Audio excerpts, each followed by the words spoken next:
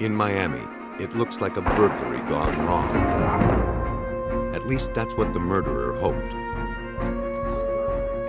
But to detectives, the clues reveal the truth. A man dies in the flames of his burning truck. But the real crime scene is miles away. Can forensics prove that connection? Investigators grapple with a double homicide.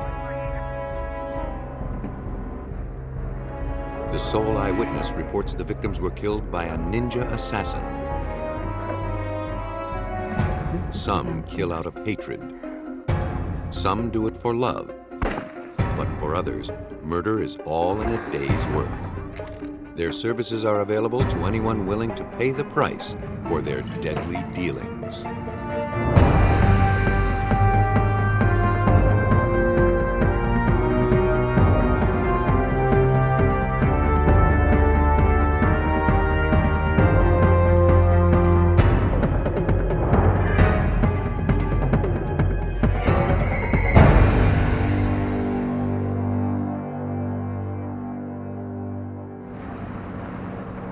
In the early morning hours of March 7th, 1986, police received a call from the home of Stan and Joyce Cohen in Coconut Grove, Florida. At 5:25 a.m., Joyce had frantically dialed 911, reporting that an intruder had entered their home. Her husband was shot in his sleep. Stan Cohen, a 52-year-old owner of a construction company, had been shot 4 times in the head. Tell me, is he okay? He was pronounced dead at the scene. My husband, can you tell me anything? Homicide detectives were called in. Leading the investigation was John Spear. When I arrived at the scene, I met Joyce Cohen. There were only 2 people in the house, according to Joyce Cohen, when this homicide occurred. Now, my teachings and my beliefs are when you have 2 people in a house or a room or anywhere, and one of them ends up dead, you should suspect the other person until your suspicions are relieved. This right here?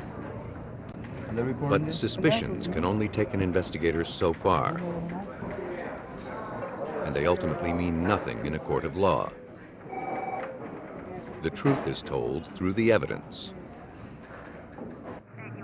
Meantime, the medical examiner conducted an autopsy on Stan Cohen. He ruled gunshot as the official cause of death. He was told the victim was killed between 5:15 and 5:20 that morning. He had no reason to question it. If we could have a seat right here, please. While the forensics team swarmed the Cohen's I house, get you to put your hands on the table, ma'am. Joyce went to the police station. Ma'am, this is She agreed to a routine swab test for gunpowder residue. What I'm going to do is swab your hands, and if there's any shots or traces of gunshot residue. While awaiting the results, she gave her statement. According to Joyce, she and Stan were awakened by a noise downstairs. I think I heard something. What'd you hear? Stan picked up his gun, and the two went to investigate.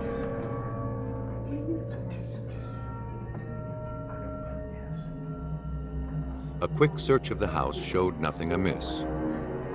Relieved, the couple returned to bed. But Joyce claimed she couldn't sleep, so she went back downstairs. At approximately 5 a.m., a friend called from Colorado. As they were talking, she heard a noise in the kitchen. She noticed the glass in the kitchen door was broken. She said she hung up from her friend. Then she saw a figure running downstairs and out the door. She ran upstairs to check on Stan. She found him bleeding in bed. She couldn't rouse him. Oh my God, what happened? She dialed What happened, 911. honey? Are you okay? Are you okay? When I advised her that there were some inconsistencies in this particular story that she told me about the homicide, It irritated her. She demanded that the forensics team immediately leave her house and not return without a search warrant. She said she didn't want any of her husband's things taken or touched. Detective Spear couldn't understand her hostile reaction. Now, if a loved one of mine or anybody else that I would know was killed, I think they would cooperate 100% with the police. To me, she was not cooperating. To Spear, it seemed she knew more than she was letting on. The only thing we can do is maybe... I got some lady captain. Until the warrant was issued, investigators were locked out of Cohen's house. 4 hours later, the paperwork came through.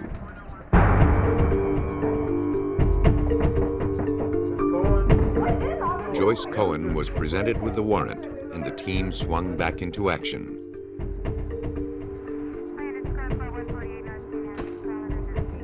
They went inside to dust for fingerprints.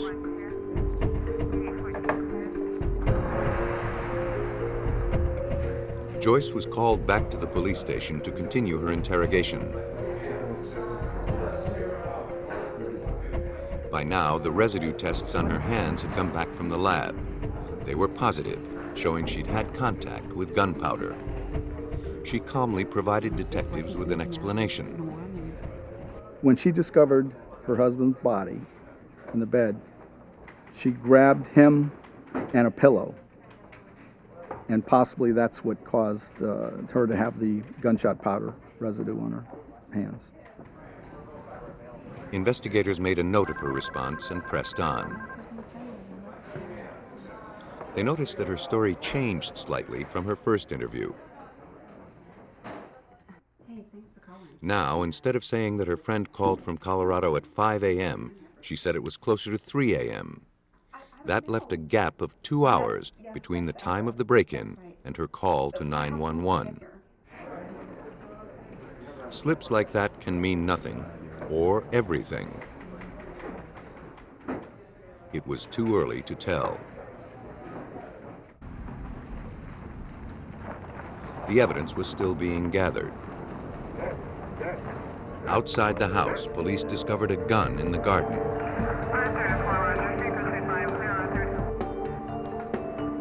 It was taken to the Miami Police Crime Scene Investigations Unit, where it was examined by Technical Supervisor Sylvia Romans.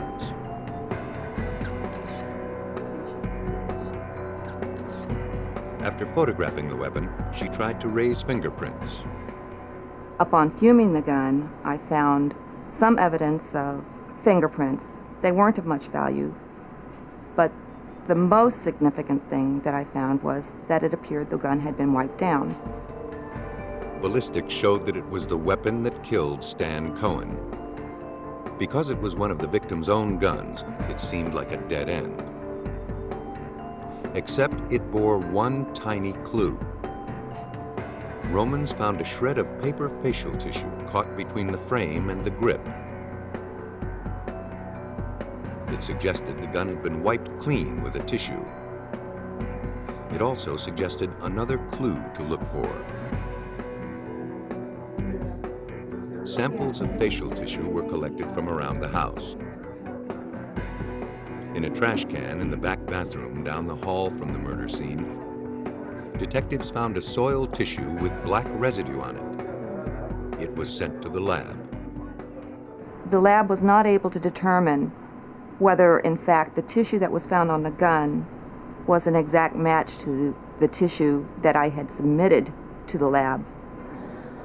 However, the tissue did have gunshot residue, and it also had the mucuses of Joyce Cohen.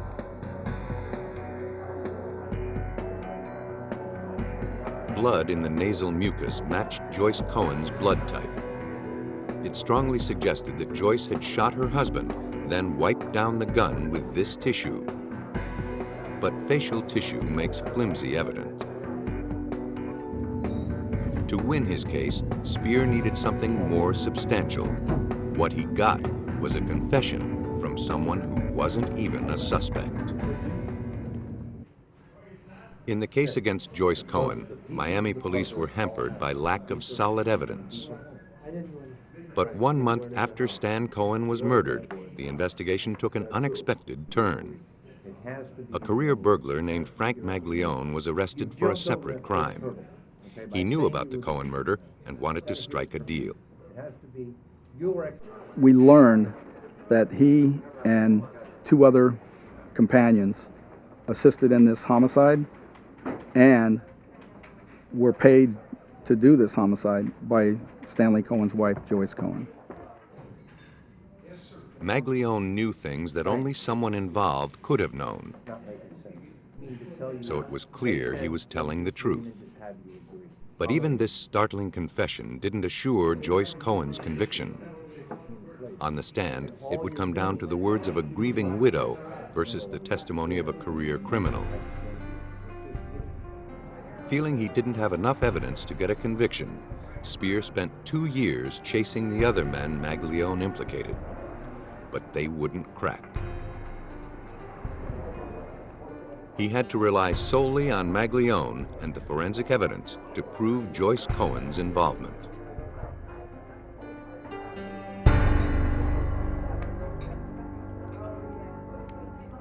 According to Maglione, Joyce met him and the others at a restaurant to plan the hit. Joyce had it all mapped out. It was supposed to look like a burglary gone bad. They were to arrive at the house between 2 and 3 a.m. and use Stan's own gun to kill him. Maglione's story had one nagging inconsistency: the time of the hit. So they can make friends. Phone records showed that Joyce called 911 after 5 a.m., not 3 a.m. They also showed that her friends called from Colorado shortly before the 911 call, around 5. It didn't make sense for Joyce to wait 2 hours to call police, and yet 3 a.m. is also the time Joyce gave in her second statement. What seemed like a possible slip of the tongue suddenly became pivotal to the case. Police suspected that Joyce may have waited in order to create her alibi. They followed that lead.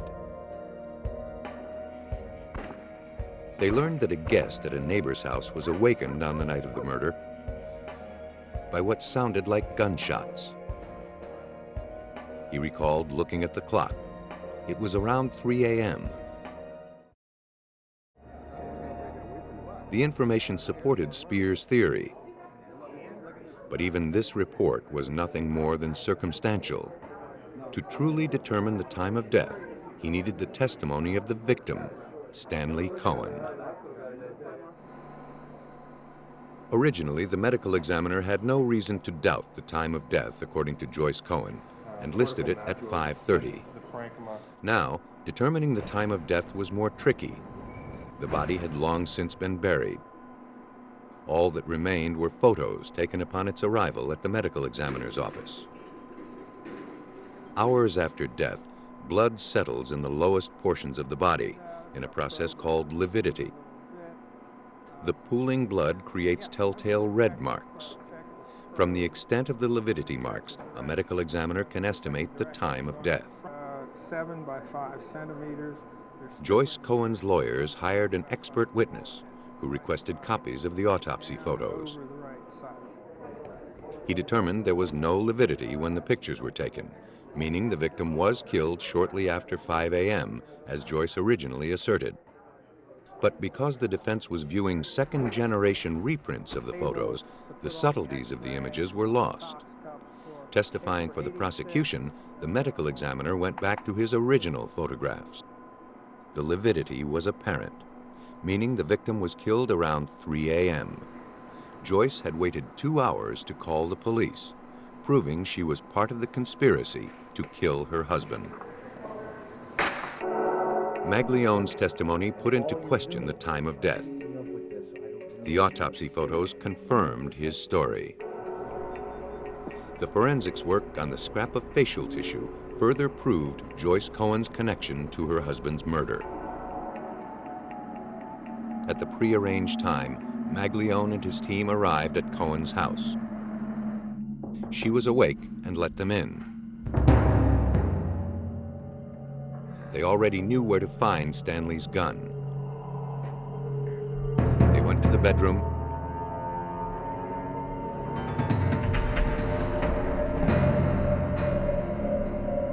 shot him 4 times, then ran out.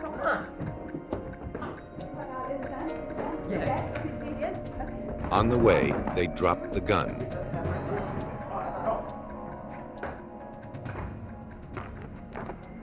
Joyce picked it up, wiped it down with the tissue, and threw it out the window into the garden. She then perhaps blew her nose on the tissue and disposed of it in the far bathroom. Although it was never proven, she may have arranged with her friends in Colorado to call her, thereby establishing her alibi.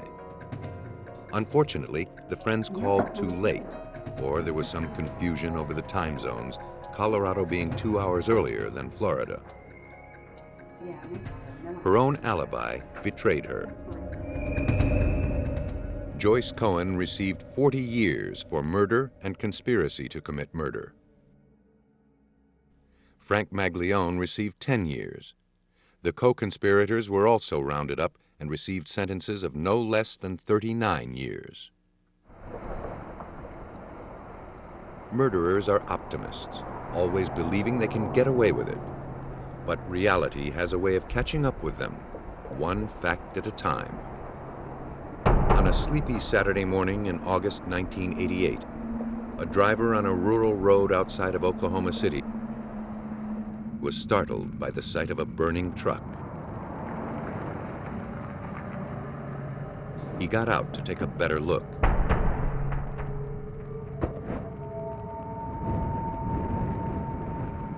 Curiosity turned to horror when he saw the body of a man lying on the driver's side of the cab, his leg dangling out of the open door.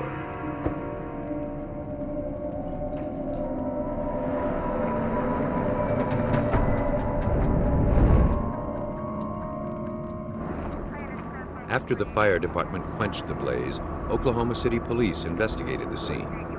Wow, look at this, Joyce. Yes. The vehicle was annihilated. A man was dead. Hey, Mark, can you come over and take some pictures of that? Stuff here, a lot of evidence. But the guy from the gas tankers.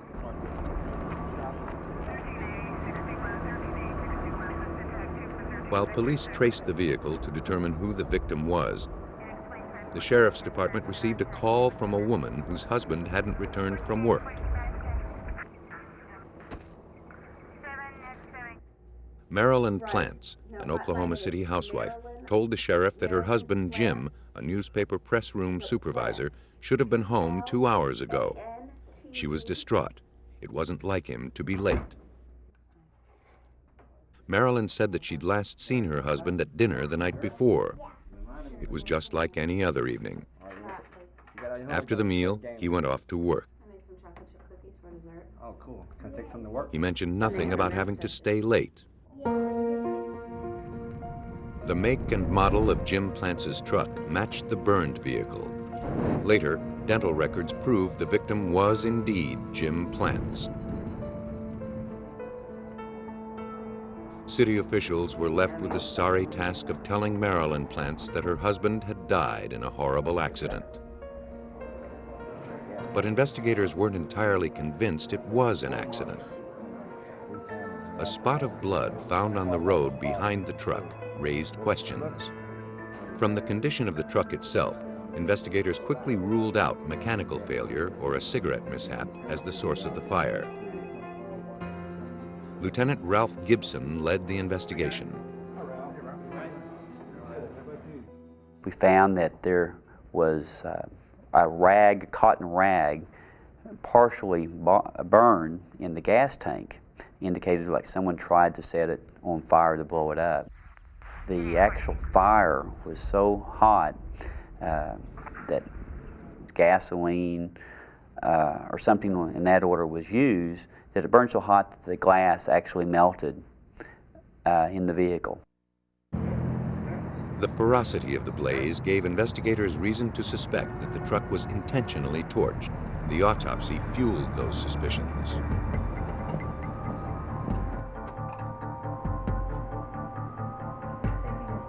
It revealed that Plant suffered head trauma and broken forearms, but his truck showed no signs of collision, suggesting he was beaten, then placed into the vehicle. The gases in his lungs showed he was still alive when the truck was set ablaze. The case officially became a homicide. To find the killer, Gibson first needed to find the motive. Gibson learned from Plantz's employer that the victim had recently increased his company life insurance from $50,000 to $290,000. He had a separate policy for an additional $20,000. Dead, Jim Plantz was worth more than $300,000. The increase in insurance definitely got my attention as a motive for a homicide. Well, sure. Go The ahead. beneficiary of the money was Jim's wife, Marilyn Plantz. It didn't seem likely that the young mother would be strong enough to beat her husband to the threshold of death and then drag him into his truck. Investigators asked her the routine questions about the state of her marriage, her financial situation, any enemies her husband may have had. Her answers were equally routine. No motives or enemies came out of the conversation.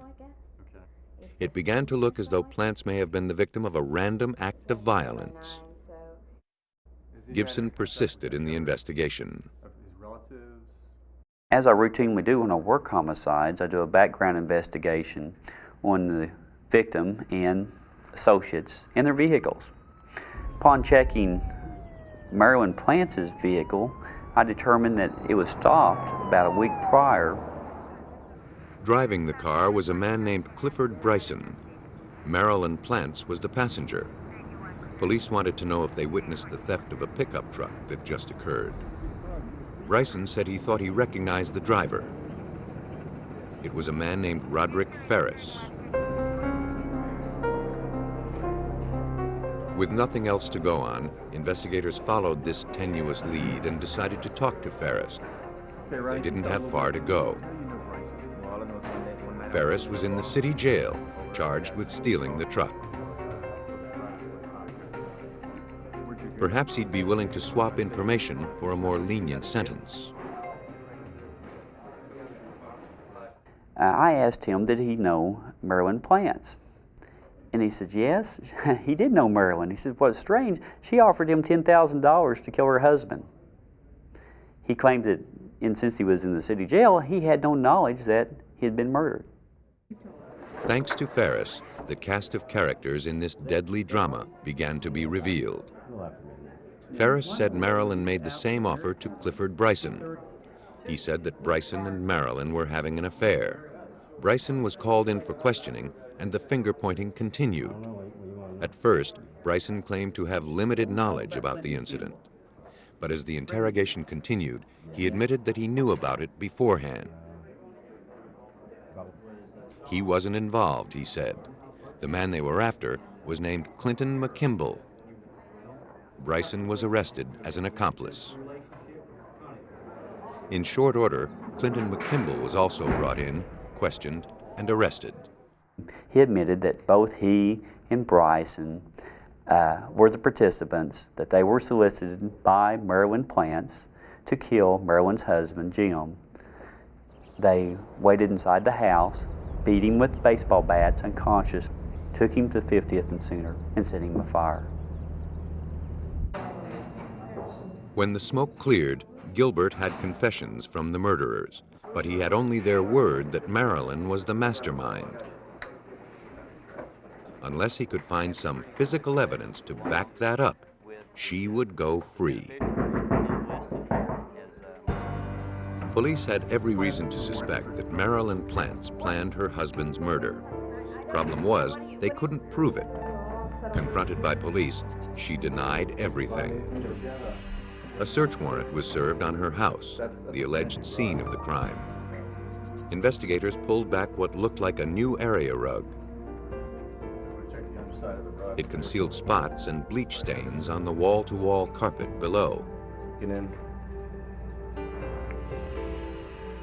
They cut the carpet, revealing what resembled blood stains soaked into the padding. It was collected for testing in the lab. Tiny telltale spatters on the draperies and wall also were collected. In the child's bedroom closet, 2 stained baseball bats were found.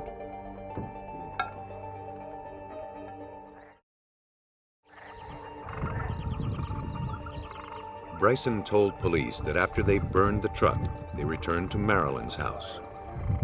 Because their clothes were covered with blood, Marilyn gave them the victim's clothes to wear. They bundled their own clothes in a bag and disposed of them in a creek a half-mile from the Plantz's home. To corroborate Bryson and McKimball's story, the creek was searched for evidence. The odds of finding this evidence were actually against us because we had several days of rain and the creek had swelled. The diligent team managed to find the clothing. The evidence from the creek and the Plant's home was bagged, tagged, and sent to the DNA serology laboratory of the Oklahoma City Police. Carpet in. We're going to get the washcloth and jeans. There, each piece was scrutinized to see if it contained blood, and if that blood matched that of Jim Plant's. Only then would Bryson and McKimball's account be proved. The outcome of the case rested on the shoulders of forensic chemist supervisor Joyce Gilchrist. Oh, great, thanks. But some of the evidence didn't look hopeful. I was very surprised that when the evidence was submitted to our laboratory from the clothing that was taken from a creek, the request was made by Detective Gibson for me to see if I could find any blood stains on the clothing. Cold running water is the best way to remove blood stains. The clothing had been in the current for over a week. Gilchrist was fighting the odds.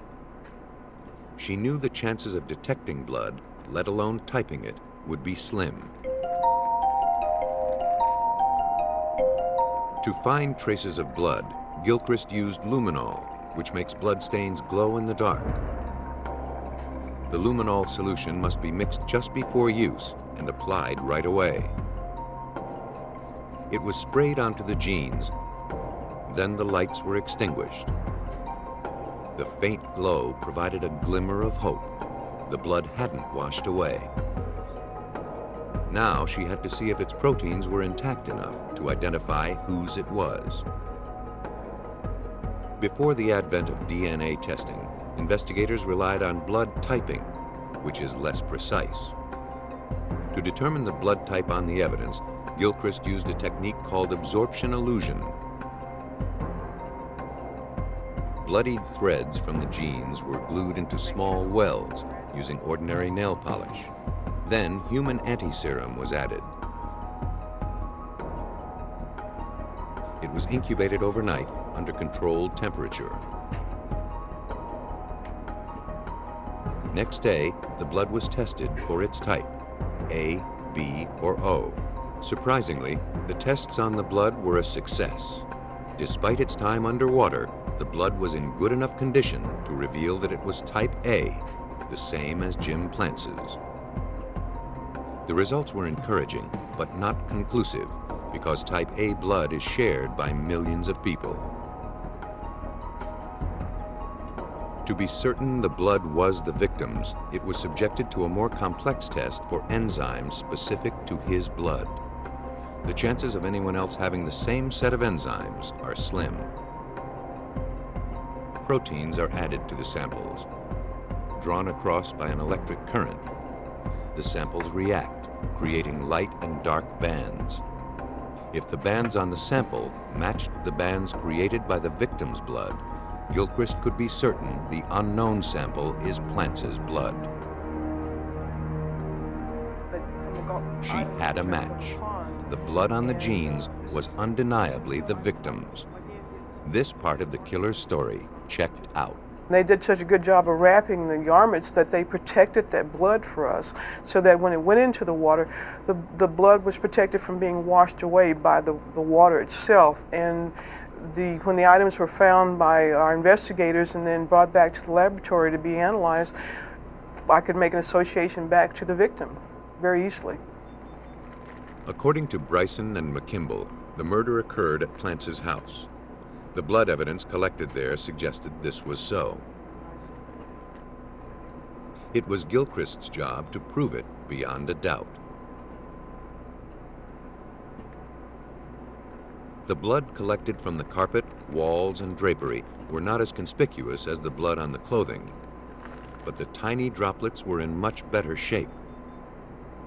The same tests were performed on these samples. The results came quickly. The blood belonged to Jim Plantz. The murder had obviously occurred in the Plantz's home, just as Bryson and McKimble had said. Now, Gibson had to prove that Marilyn Plantz knew about it. She was called in for an interview. She denied just about everything. That at first she didn't even know any of the other two participants, being Bryson and McKimble. Then during the interview, again, she changed the story to fit the facts as she learned that we knew more than what she thought. Marilyn insisted that she was asleep until about 8 a.m. She never heard her husband come home, heard no commotion. If Bryson and McKimble killed the victim in her home, it was totally without her knowledge. Gibson had to prove that the new area rug wasn't the only thing lying in the Plantz's home. He knew that Marilyn was trying to cover up her involvement in her husband's murder.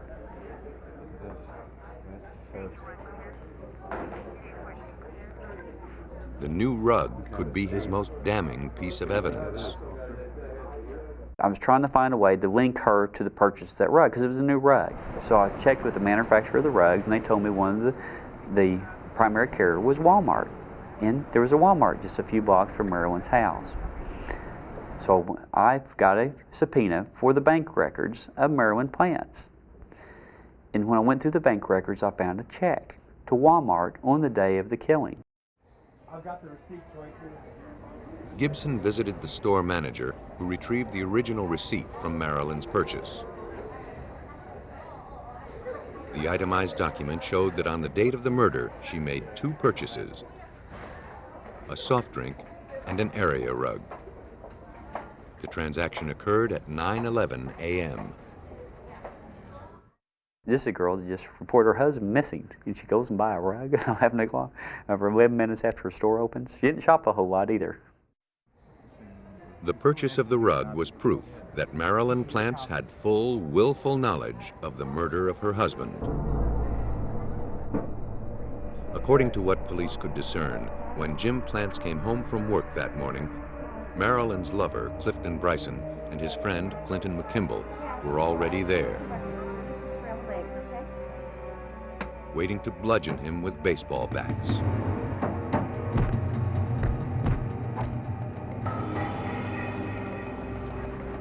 While Marilyn cleaned up the house, the two men put the victim's body into his truck.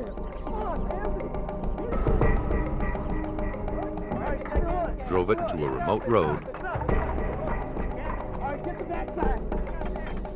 doused it with gasoline,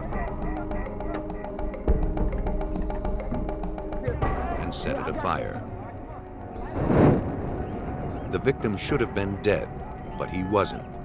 He made one futile attempt to flee the flames. Then he was consumed.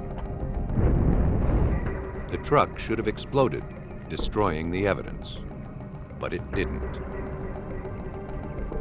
The three conspired to kill Mr. Plantz for the insurance money. McKimble did it for $45,000 that he was promised his share. The other two were going to take the rest of the money, move to Texas, and live off this particular insurance proceeds. Instead, Marilyn Plantz and Clifton Bryson were sentenced to death. Clinton McKimble received life in prison.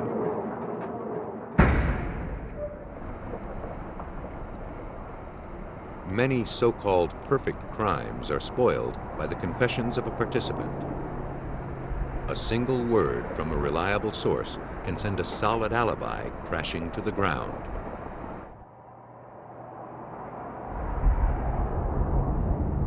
It was the night of September 25th, 1985. Yom Kippur, the Jewish Day of Atonement, had drawn to a close. Vera and Gerald Woodman marked its passing at a dinner party at the home of Vera's sister in Bel Air, California.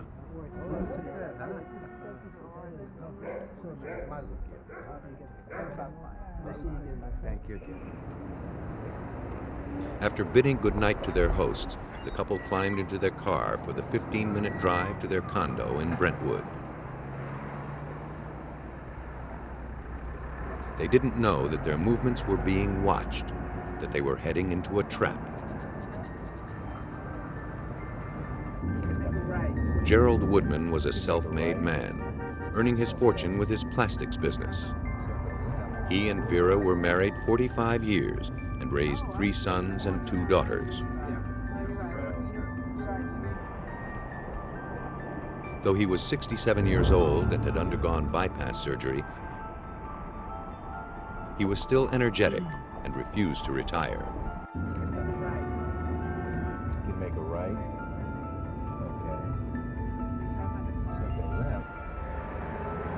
On his way toward wealth, Woodman had evidently made some enemies. The Woodmans pulled into their parking spot in the condo garage at about 10:30 p.m. But they never made it out of their car.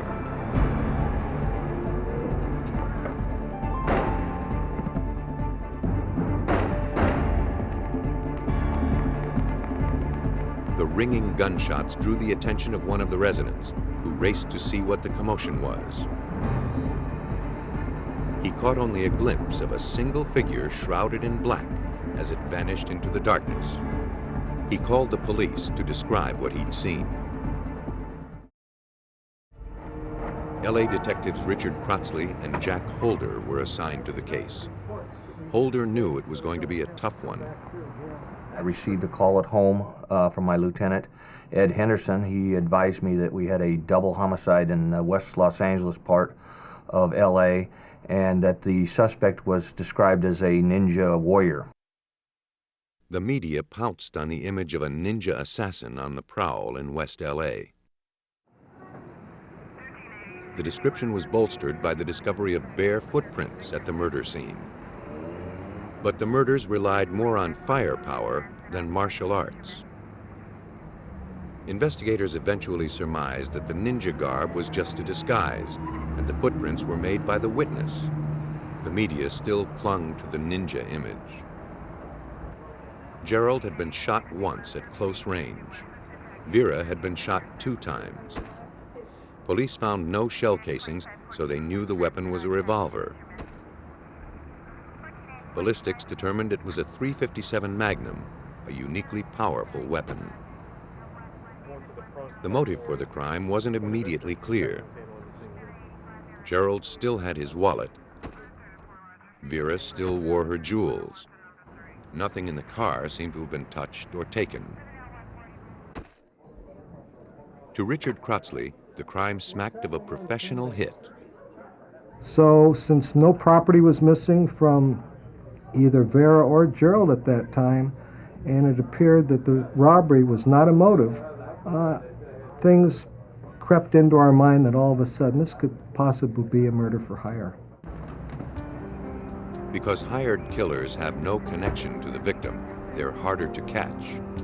And because the person who orders the killing can do it from a distance and has time to establish an alibi, he's harder to convict. Investigators needed to work the case from 2 angles. First, they would have to process all the evidence at the scene to catch the gunman.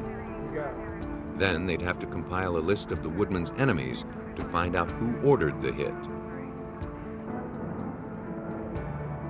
They determined that the killers entered the garage by cutting a chain that secured a gate. Apparently, 2 pieces of chain link ended up in a nearby planter, where they were recovered. It wasn't a lot to go on, but detectives knew that if they did their job right, this tiny clue could be the first link in a chain of evidence that would lead to the killer. In West LA, 2 chain fragments were the only clues in the Woodman double homicide. They bore no fingerprints. They were brought to the LAPD's Scientific Investigations Division for further analysis. A low-power comparison microscope revealed that the scratches and imperfections on both pieces were continuous, showing they were 2 halves of the same link. The 2 pieces of chain link recovered from the shape of the cut helped supervising criminalist Bill Llewellyn surmise the kind of tool used to make the cut. I was further able to examine the pieces of chain link and determine that a tool that might have been used to cut the chain link would have been a bolt cutter. While the physical evidence was being gathered, police looked for a motive for the killings. Neighbors had told police that Gerald Woodman was involved with racehorses and gambling. He might have gotten in over his head. A look into his gambling debts turned up nothing. In fact, he'd done well and had no outstanding debts. But another motive may have stood closer to home. Vera Woodman's daughter and sister had an interesting story to tell. They immediately proceeded to tell us about the dispute that had arisen between Gerald and his 2 older sons, Neil and Stuart Woodman, involving the takeover of the family business by the sons. They were very intense and adamant that Neil and Stuart had killed their parents. Gerald Woodman had built Manchester Products, his plastics company, from scratch. When he had a heart attack, he entrusted it to his sons, Neil and Stuart. At the helm, the sons wrested the majority stock away from their father, shutting him out. Gerald spent most of his savings trying to win the company back. The ensuing hatred split the family. Neil and Stuart were no longer welcome at family functions. Gerald and Vera were not allowed to see their grandchildren. Everyone police spoke to gave the same story about the animosity that centered around the Woodman boys. Finally, it was time to speak to them directly.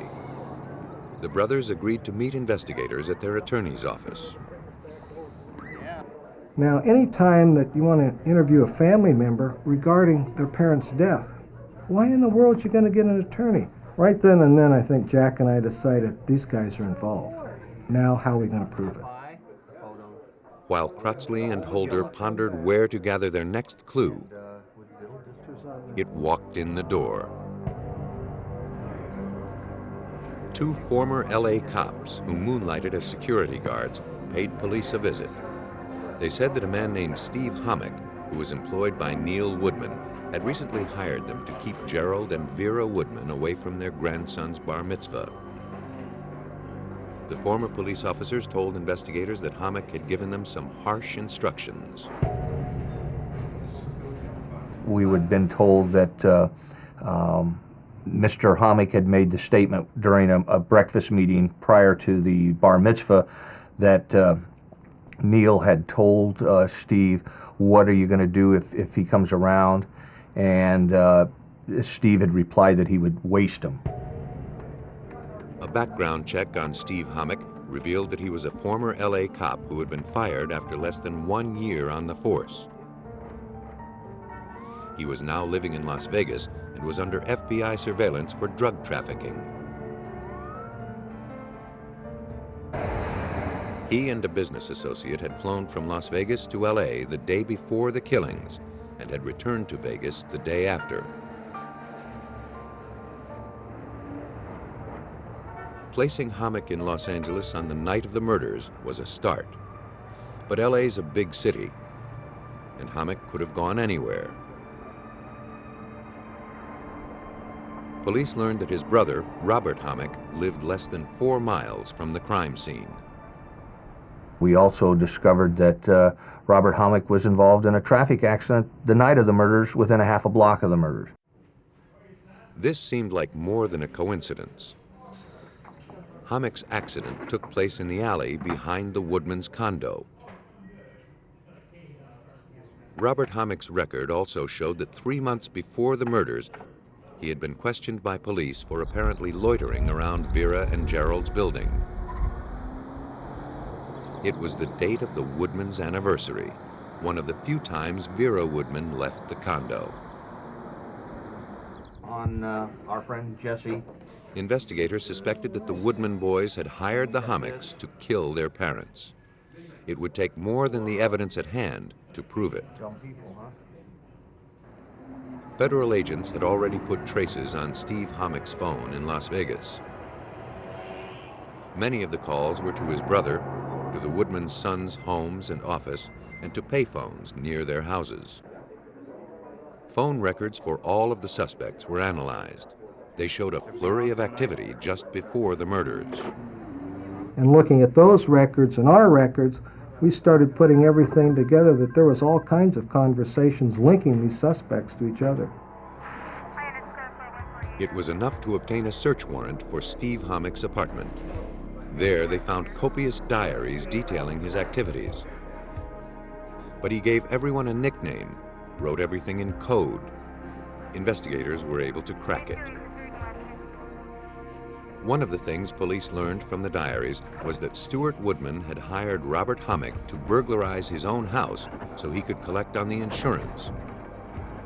He also stole and torched a company car for the same reason. If Hommick was involved with the murder for hire, he wasn't so rash as to write about it.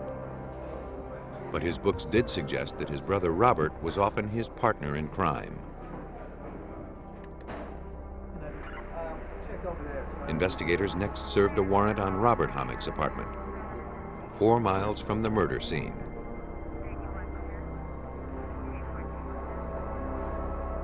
There, they found a new pair of bolt cutters.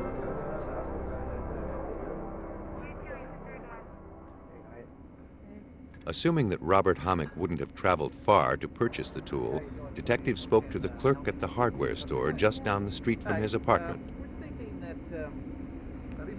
The clerk confirmed that the cutter could make short work of chain link, and she recognized Hommick from pictures detectives showed her. She had sold him the cutter.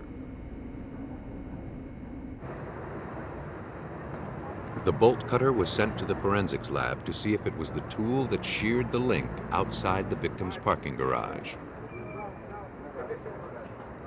Bill Llewellyn focused his microscope on the minute scrapings, or stria, on the blades. Essentially, they are the bolt cutter's fingerprint. They are present on that bolt cutter, and no other bolt cutter will have the same set of stri pattern. What's really unusual about the bolt cutters in this case is they were virtually brand new, and you could actually see marks on the jaws of the bolt cutters where they had been used to cut the chain link, which made my job much easier in that I had a very small area in which to focus my examination for the stri patterns. After examining the blade, Llewellyn used it to cut a small piece of lead. The soft metal became impressed with the blade's stria without damaging the tool's cutting surface. The stria on the lead was then compared with the stria on the chain link.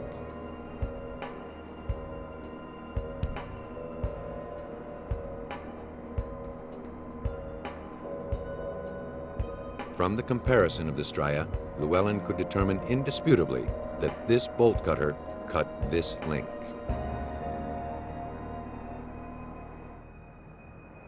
The broken chain was the missing link that Holder needed.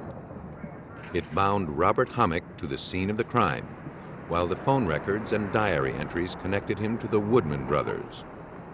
But without witnesses or motive, the case was far from being locked up. Investigators struggled for 6 months to build their case against the Hommicks and the Woodman brothers. And then came a break. One of the Hammock's partners was arrested for unrelated charges. To reduce his sentence, he confessed to being a lookout on the night the victims were killed. He said that the Woodman brothers ordered the hit. Sorry. That left only the motive. On the surface, it seemed like the Woodman sons had already gotten what they wanted. They'd stolen their father's successful company out from under him. Why, except for sheer hatred, would they want to kill their parents?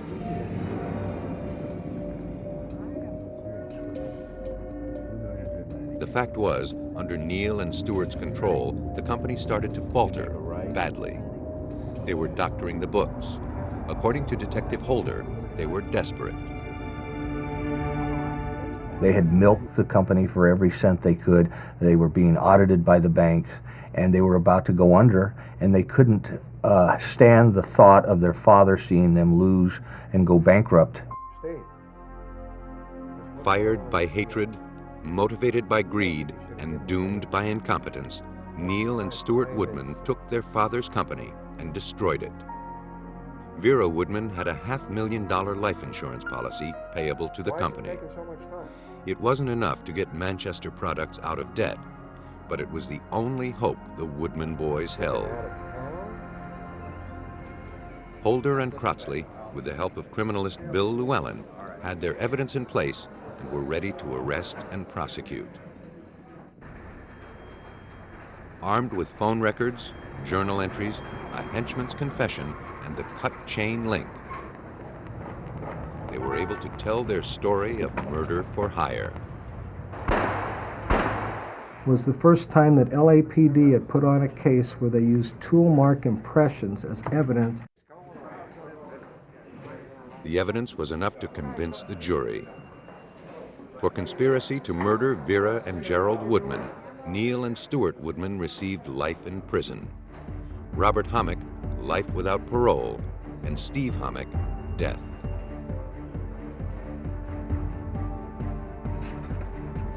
There may be honor among thieves, but the same cannot be said of murderers.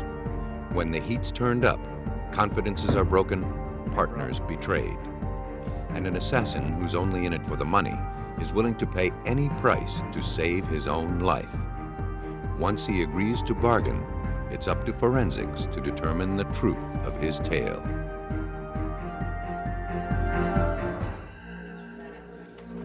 Around the world, a jigsaw puzzle of life and death lies in pieces.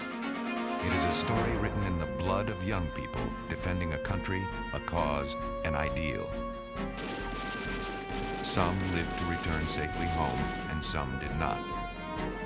Others disappeared. On a brisk autumn morning in upstate New York, the earth yields the victims of a savage world war waged more than 200 years ago. Half a world away, dense jungle guards secrets of soldiers gone but not forgotten. Today, a new breed of forensic detectives pieces together their terrible final hours in ways never before possible. How these people lived and died is written in their bones. After long years of lying silent, they begin to tell these soldiers' stories.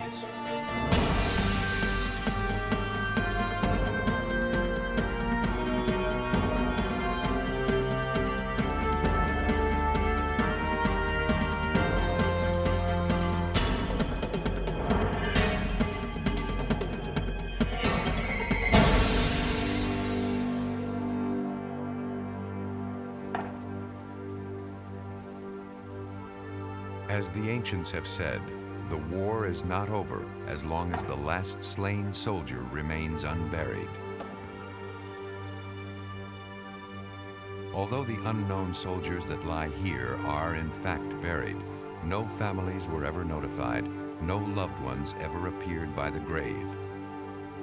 Who these people were, the pain and fear they suffered, how they died, all these mysteries are sealed forever beneath impenetrable marble slabs.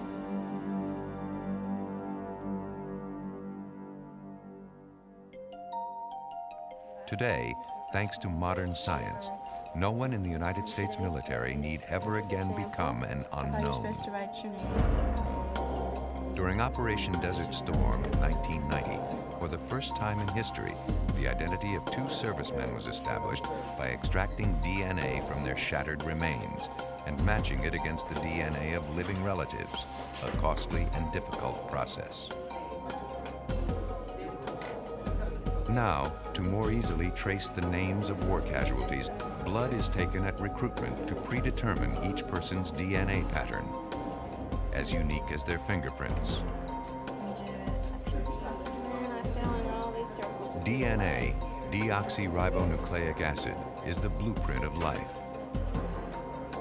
The chemical essence of genes, it exists in all cells of the body and carries the information for eye color, race, height, and other traits.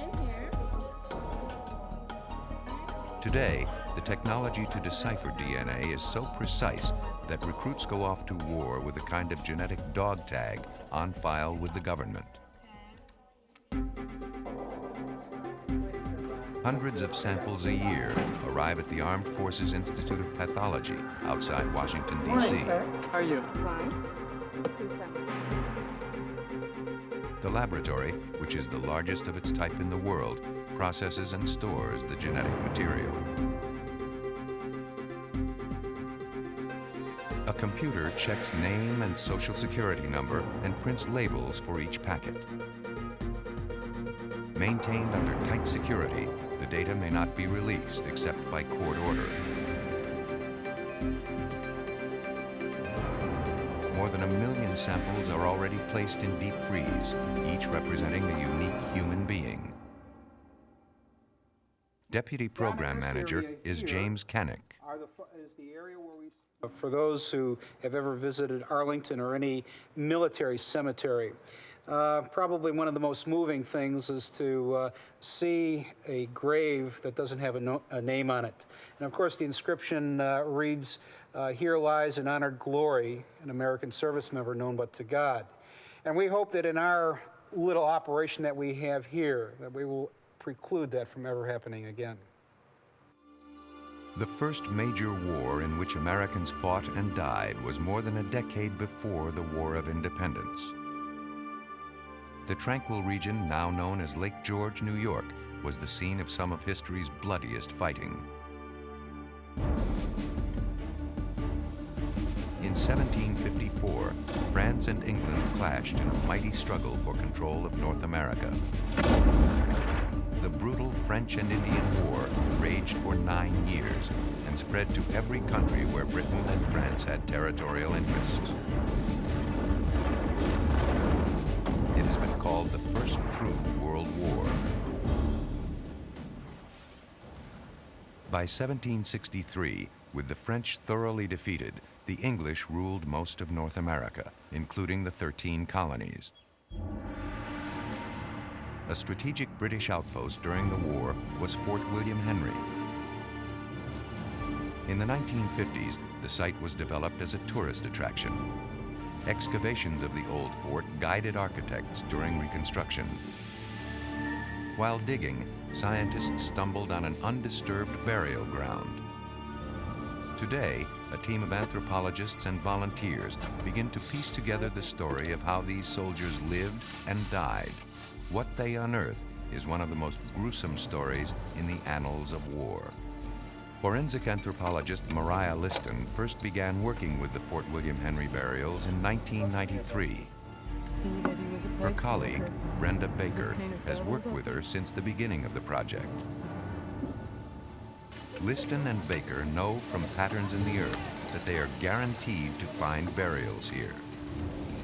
This is the outline of one of the rectangular grave shafts. It extends from that corner to the head would be right here.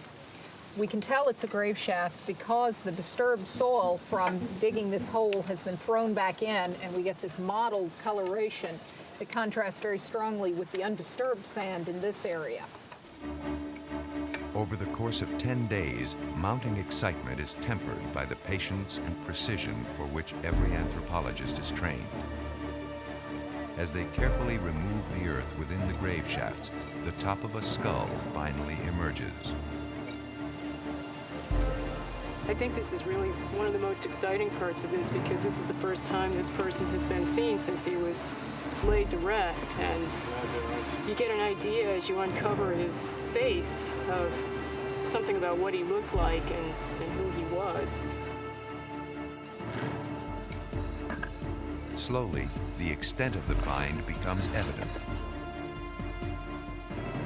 Remarkably, the skeleton seems intact. When we first discover something new, some specific bit of information we haven't had before, it's exciting to have another piece of the picture and to know that we're filling out the puzzle a little bit more with each of these discoveries.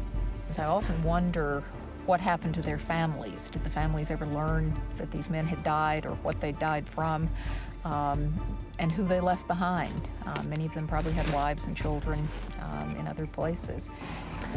They're all pretty young. They're as young as about 14 or 15 up to early 20s, most of them.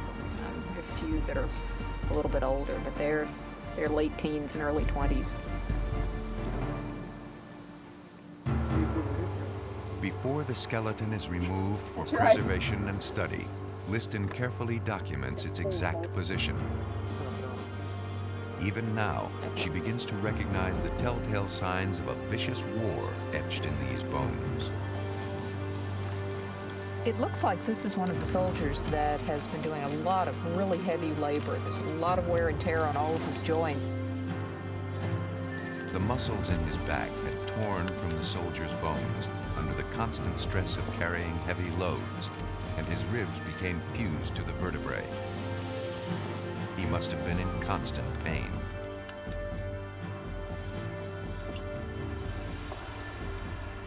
If left exposed to the elements, the bones would deteriorate over time. Working well into the night, the team removes and labels each bone fragment to take to the lab. I'm suspicious about this break in the back of the skull. It looks like something that may have happened while the bone was still fresh. It could easily be what killed him.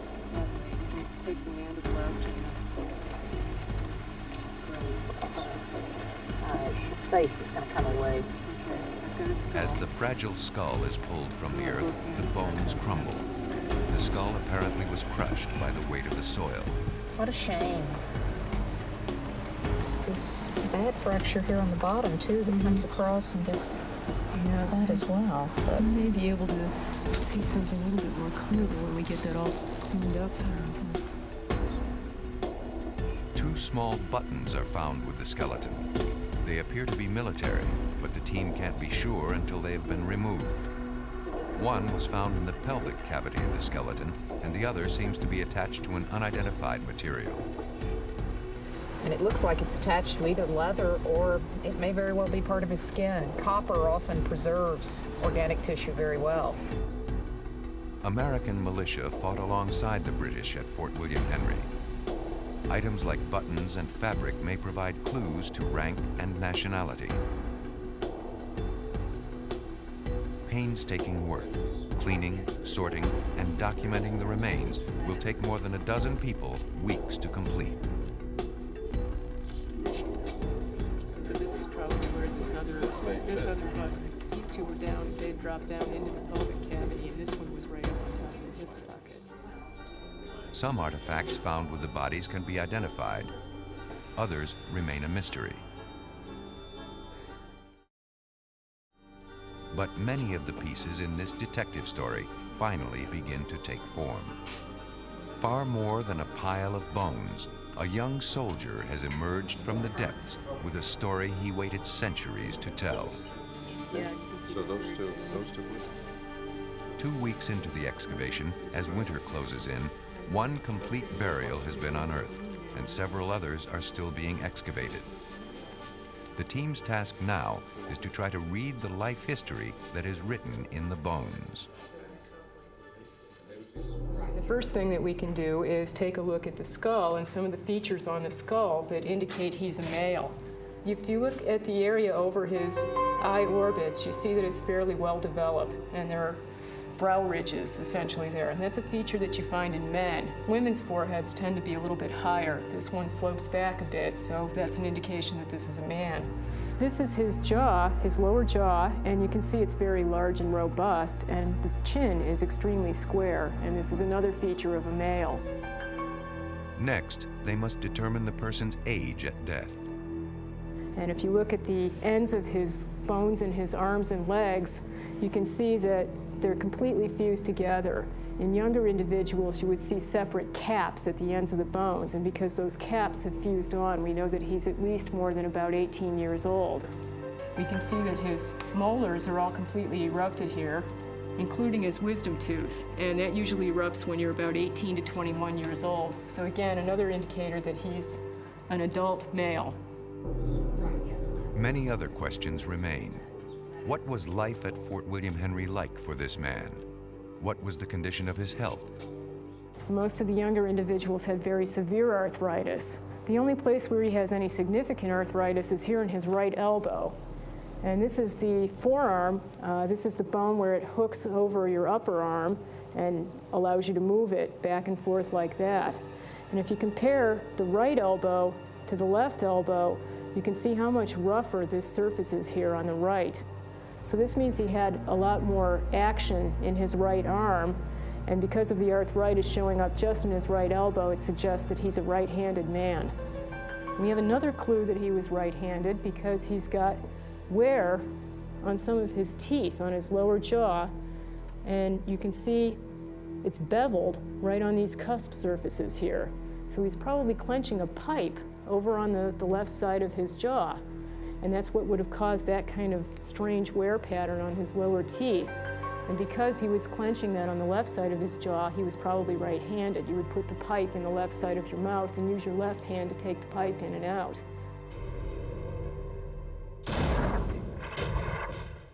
The French and Indian War was fierce and long. Yet the soldiers' most constant enemy was not a bullet, but disease. Smallpox, influenza, and tuberculosis ran rampant. This group of skeletons is more sickly, in worse shape than anything I've ever worked with. I've looked at people as old as about 3,000 years old and more modern populations as well, and yet this is the most diseased group. They've got the most injuries. All the way around, there's more pathology here than anything. Although more soldiers died from disease than war-related injuries, the battle picture that emerges becomes increasingly grim.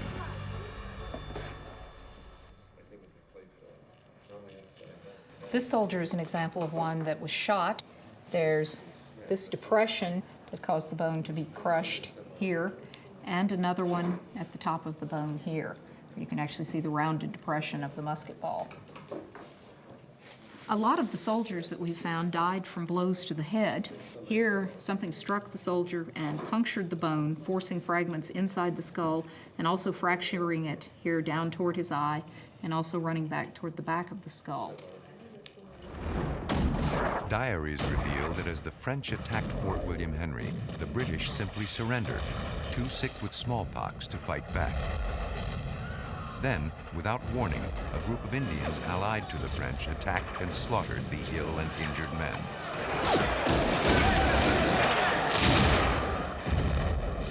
The event was central to the novel The Last of the Mohicans, long thought to be an exaggerated account.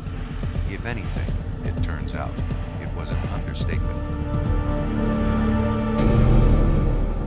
In studying these skeletons, we have found extensive evidence of this massacre, documenting the fact that atrocities were committed. We know that there were mutilations and massacres on both sides. As part of this war, everyone was participating in this. This soldier was one that was beheaded, and we have the account of a French priest who saw the beginning of the massacre describing one of the native allies of the French coming out of the casemates, which were the hospitals at the fort, and carrying the head of his victim.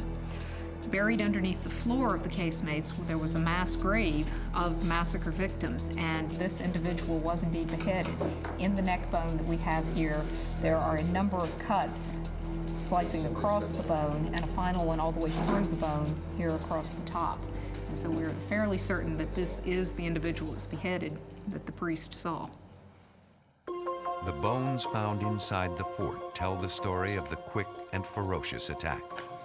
As part of the massacre, part of the picture we've been able to reconstruct is that there were mutilations on the body, and this included genital mutilations. There are cuts on the front of the pelvis in the area of the genitals.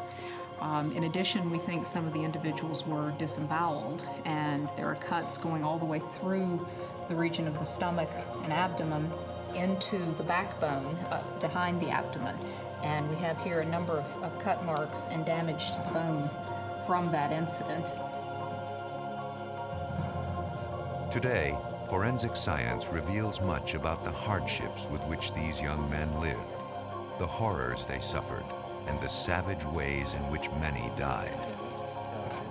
It can create a picture of a soldier who was over 18 and right-handed, a man who smoked a pipe, which he probably held in his left hand, a strong man who spent his days doing a lot of heavy lifting, his arms and legs free of arthritis, but his back in constant pain. His bones and those of his fallen comrades tell us much about what these soldiers' lives were like. But we can never know their names. Forever anonymous, they belong to the ages. In 1861, passions deeply felt over slavery brought the young American nation into a convulsive civil war. North against South, brother against brother, they fought for 4 bitter years. When the terrible trial by fire and sword came to an end, more than 600,000 boys and young men had died. The National Museum of Health and Medicine in Washington, D.C. was established in 1862 for record-keeping and follow-up care of the wounded. Here, Paul Sledzik has studied more than 2,000 bones of Civil War casualties.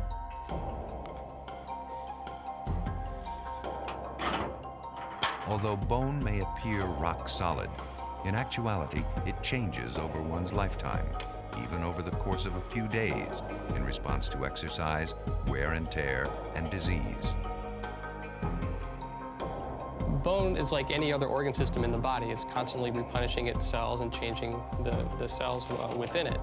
One of the changes that we can pick up in the bone that's interesting because it gets at what activities the soldiers were doing are these changes in the upper part of the humerus. This is the humerus, or the upper arm bone, from a Civil War soldier, and this defect here, this etched area in the bone, is indicative of heavy muscle activity of the upper arm, probably lifting the 15 to 20 pound rifles and firing them, digging with picks and axes. The bones also tell of the savagery of battle.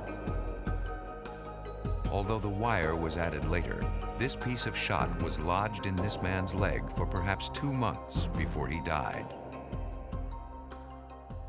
These 3 cranial sections show very well how bone responds following trauma. This is a skull section, an entrance wound going to the inner part of the skull. And if we look around the fracture margin, there's no bony growth, and we know this man died as a result of this injury. This man lived for a month with this cranial injury. You can see there's some discoloration around the corners of the fracture margin here. If we look on the interior part of the skull, you also have some deposition of new bone. It's called periosteal reaction. You can see some of the gray appearance here. This is new bone that's being laid down during the healing and/or infection process. And then if we advance the time even further and go to a similar injury in the cranium, this man lived for 10 years with this injury, a shot fracture injury. You can see there's been very good healing occurring around the site. Changes in the bones show the effects of one of the soldier's deadliest enemies, infection. This is the upper leg bone of Private Julius Fabre, who was wounded at Deep Bottom, Virginia on the 16th of August in 1864. He was shot just above the knee would be here, and his limb was amputated the following day on the 17th of August. He lived for 6 years with this femur becoming infected. You can see the change that's occurred. Let me show you a normal femur for comparison. And you can see the amount of infection that has set in on this bone. Later, Fabre required more extensive surgery as the infection spread toward his hip. For archival purposes, the museum routinely photographed amputees alongside their severed limbs. The first extensive medical encyclopedia on military casualties was made possible by these Civil War survivors.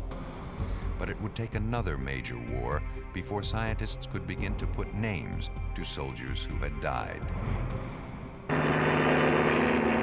December 7th, 1941. In the pre-dawn light, Japanese bombers appear out of nowhere.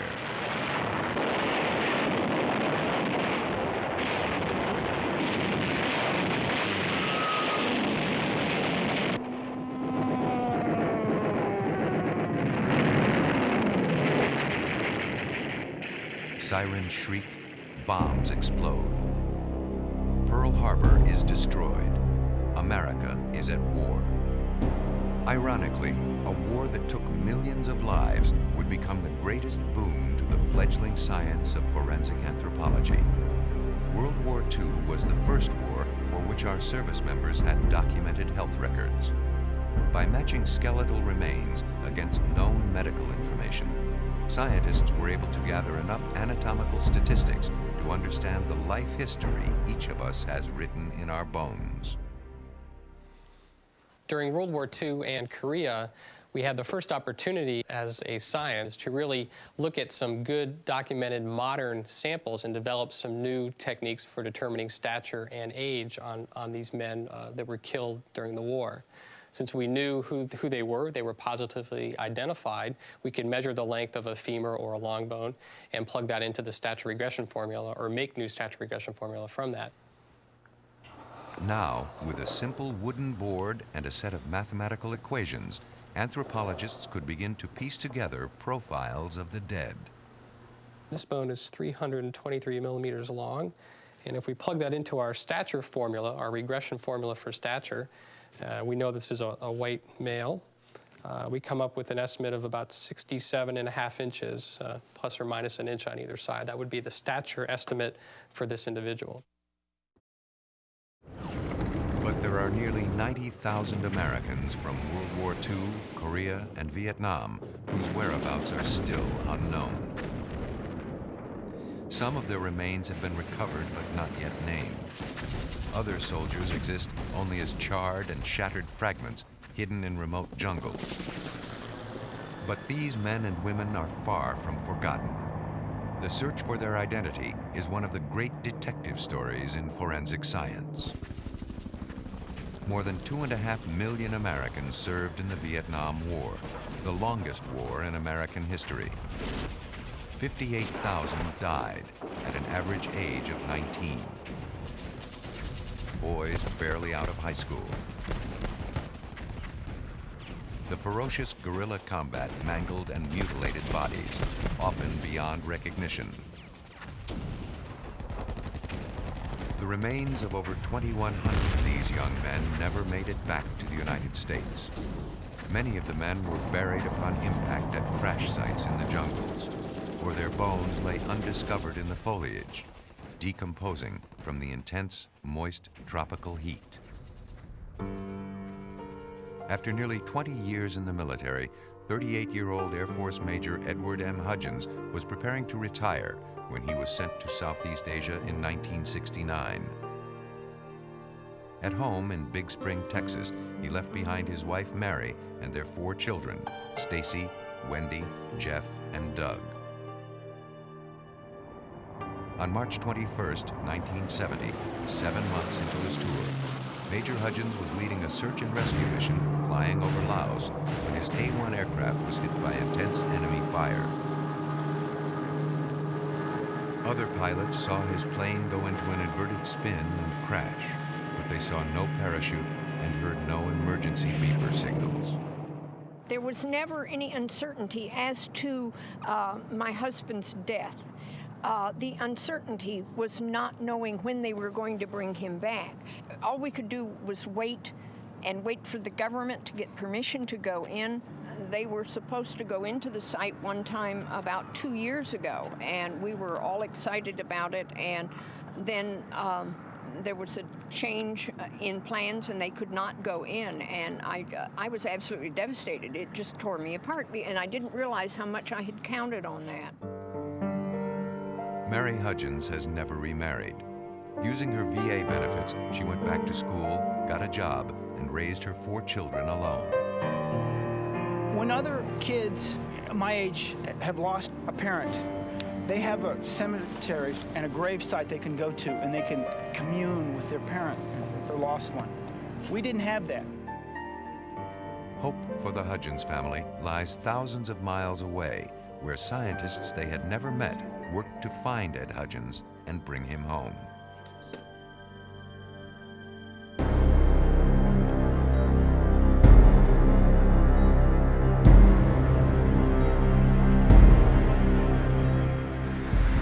Hawaii's National Cemetery is known as the Punch Bowl.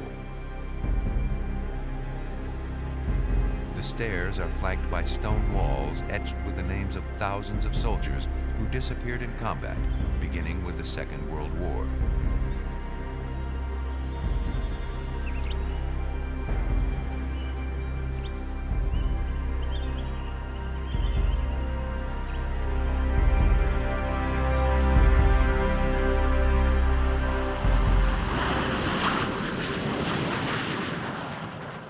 Nearby at Hickam Air Force Base, the U.S. Army's Central Identification Laboratory, Hawaii, SEALHI for short, is one of the world's leading institutions in forensic science. The soldiers and civilians who work here have pledged that the unaccounted for are not to be forgotten. Currently, over 78,000 men and women are missing or unaccounted for from World War II, 8,100 from Korea, and 2,154 from the Vietnam War. Deputy Commander of SEALHI is retired Colonel Johnny Webb. Okay, as we prepare to go out to sites to recover service members lost in previous wars, a lot of work has to be accomplished before the teams can actually go out and begin the recovery operations.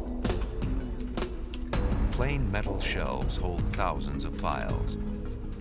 In each folder are the medical and dental records of soldiers missing from the Vietnam War.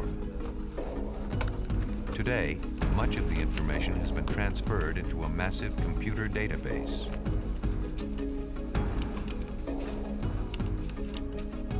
The real research is done in this room to prepare our teams to go out and do the excavations, as well as to provide the information to the scientific staff to make the individual identifications. Before SEALHI sends an excavation team into the field, they study the reports from the casualty data section for each missing soldier. They then research any information gathered from outside sources. Eyewitness reports from local villagers who may have found a plane crash, or people conducting oil or timber exploration can prove invaluable in pinpointing the exact location where a soldier was last seen.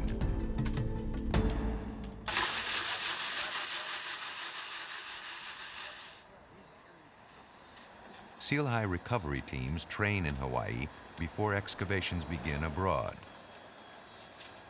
A mock demonstration site simulates an A6 series aircraft crash with meticulous detail. Here we have a lot of pin flags, different colors, yellow designating wreckage, red designating unexploded ordnance or bombs, and the blue is designating any life support material, things that the pilot was wearing at the time of the incident. A 12 by 16 meter area is laid out in 4 by 4 meter units, so the team can document where each artifact is found.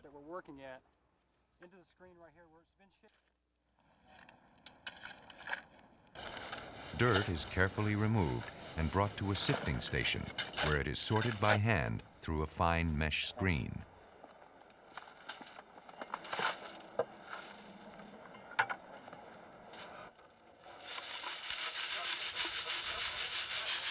the smallest fragment might make the difference in finding a soldier's name. The team is looking for anything that can be identified, either from the aircraft or personnel, bones, ID tags, or pieces of a life support system. Something else is fused to it. It's pretty badly corroded. Metal detectors scour the site in hopes of finding scraps from the plane. In the field, the detectors are vitally important, as they also help locate any live ammunition still on the site. Mostly coral, just this band of red. Ground-penetrating radar sends radio waves into the earth which reflect off buried objects. Disturbance close to the surface. The surface profile has been disturbed recently. Okay, we have an anomaly. We have metal object. Different types of materials create colored bands, which helps the team assess the likelihood of a burial. The first dramatic use is that when we go to Southeast Asia and we have these witnesses to incidents that occurred in the 60s, these people are apt to be old. And what they do, they say, well, yes, I did bury him, I did bury the American, and I buried him somewhere around here, but it's changed. And then they might point to an area, it's a football field in size, you know? Maybe the body's there, maybe it isn't. But I can eliminate vast areas of it within minutes. After weeks and months of training, men and technology are put to the test in a once forbidden land. The jungles of Vietnam that claimed its victims more than 2 decades ago.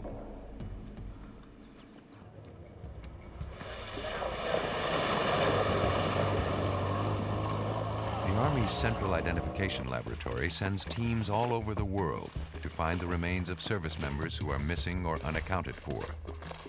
Working in some of the world's most remote locations, the teams work tirelessly to ensure that they recover every piece of evidence. But 2 decades after the Vietnam War, crash sites are far from intact. Villagers have scavenged whatever they could find a use for. This piece of wreckage from a downed American airplane is being used as a blade for a plow. And now that plow may be hundreds of miles from where the plane actually went down. Seal High teams work closely with local villagers who might remember the crash or may have discovered some wreckage. The goal, to try to pinpoint the exact location of the crash. She said she saw 13 people. She personally counted 13 people that morning. The team compares the information they receive from the villagers with detailed maps prepared at Seal High to determine the coordinates of the probable crash site. Global positioning systems fix their exact position as they trek sometimes for miles toward the site.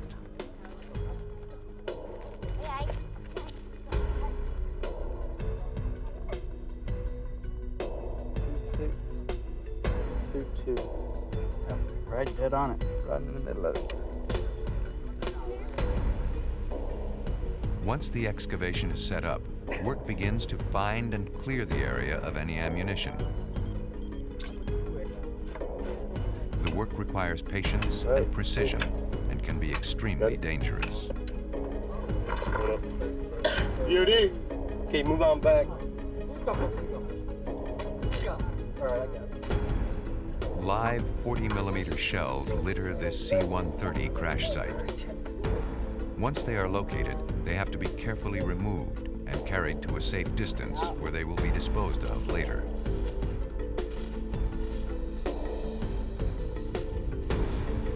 Clues at the crash site come in different shapes and sizes.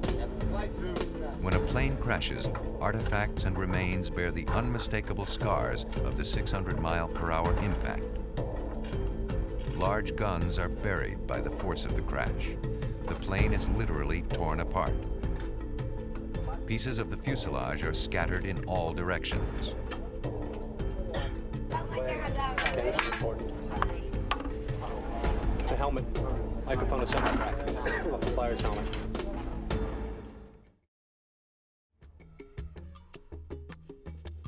Deep in the jungle, another Seal High scouting team uncovers a button from a flight suit.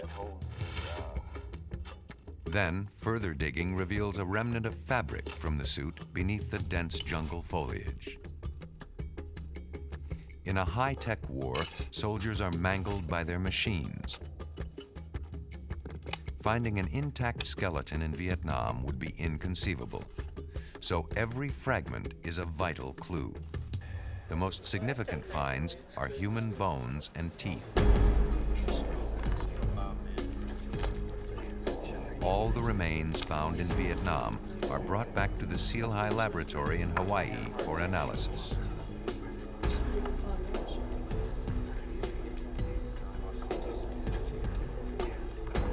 Sometimes, all the forensic scientists have to work with are mere fragments. From these, they must piece together whether they are human, and if so, the individual's age, race, height, weight, and ultimately, their name.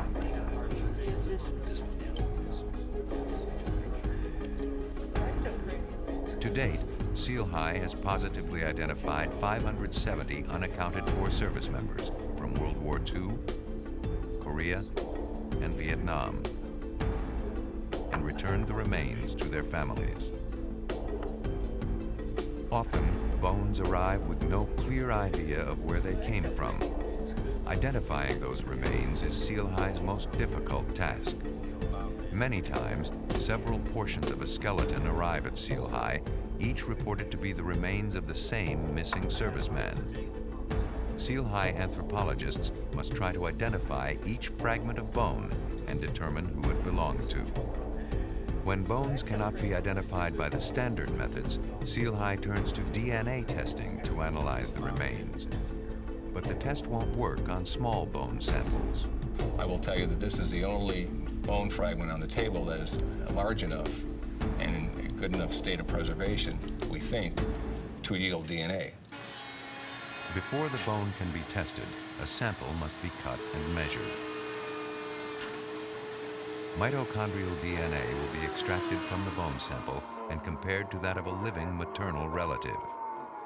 Okay. What do you think, 5 grams? 5 grams. We're going to send this sample to AFDL, and in about 4 weeks, they should issue a report to us on whether or not they were able to sequence mitochondrial DNA out of this sample.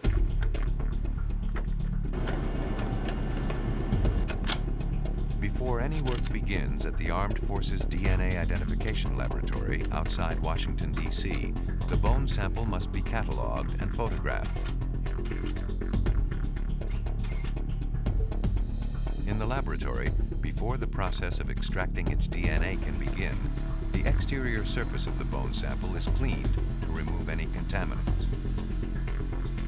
Then, a 2-gram fragment is washed, dried, and pulverized in a blender. The powder then undergoes a chemical reaction that disrupts the cells and releases the DNA into a liquid solution. This incubates overnight with an enzyme which breaks up the proteins within the cells, leaving purified DNA. Mitch Holland is the branch chief of service and genetics systems. DNA fingerprinting is just like a fingerprint.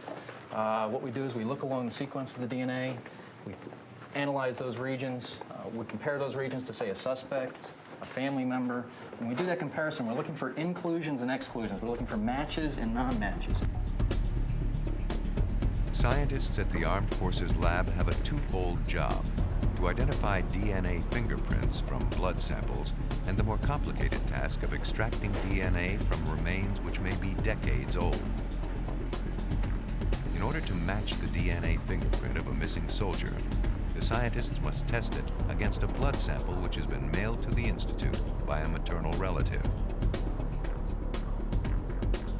The process of extracting DNA from old skeletal remains is such a significant advance in biological science that in 1993, one of its creators, Dr. Kary Mullis, earned a Nobel Prize. Scientists had known of DNA since the 19th century, but the mysterious nucleic acid structure was not known until the 20th century. In 1962, James Watson and Francis Crick won the Nobel Prize for uncovering DNA's three-dimensional molecular structure.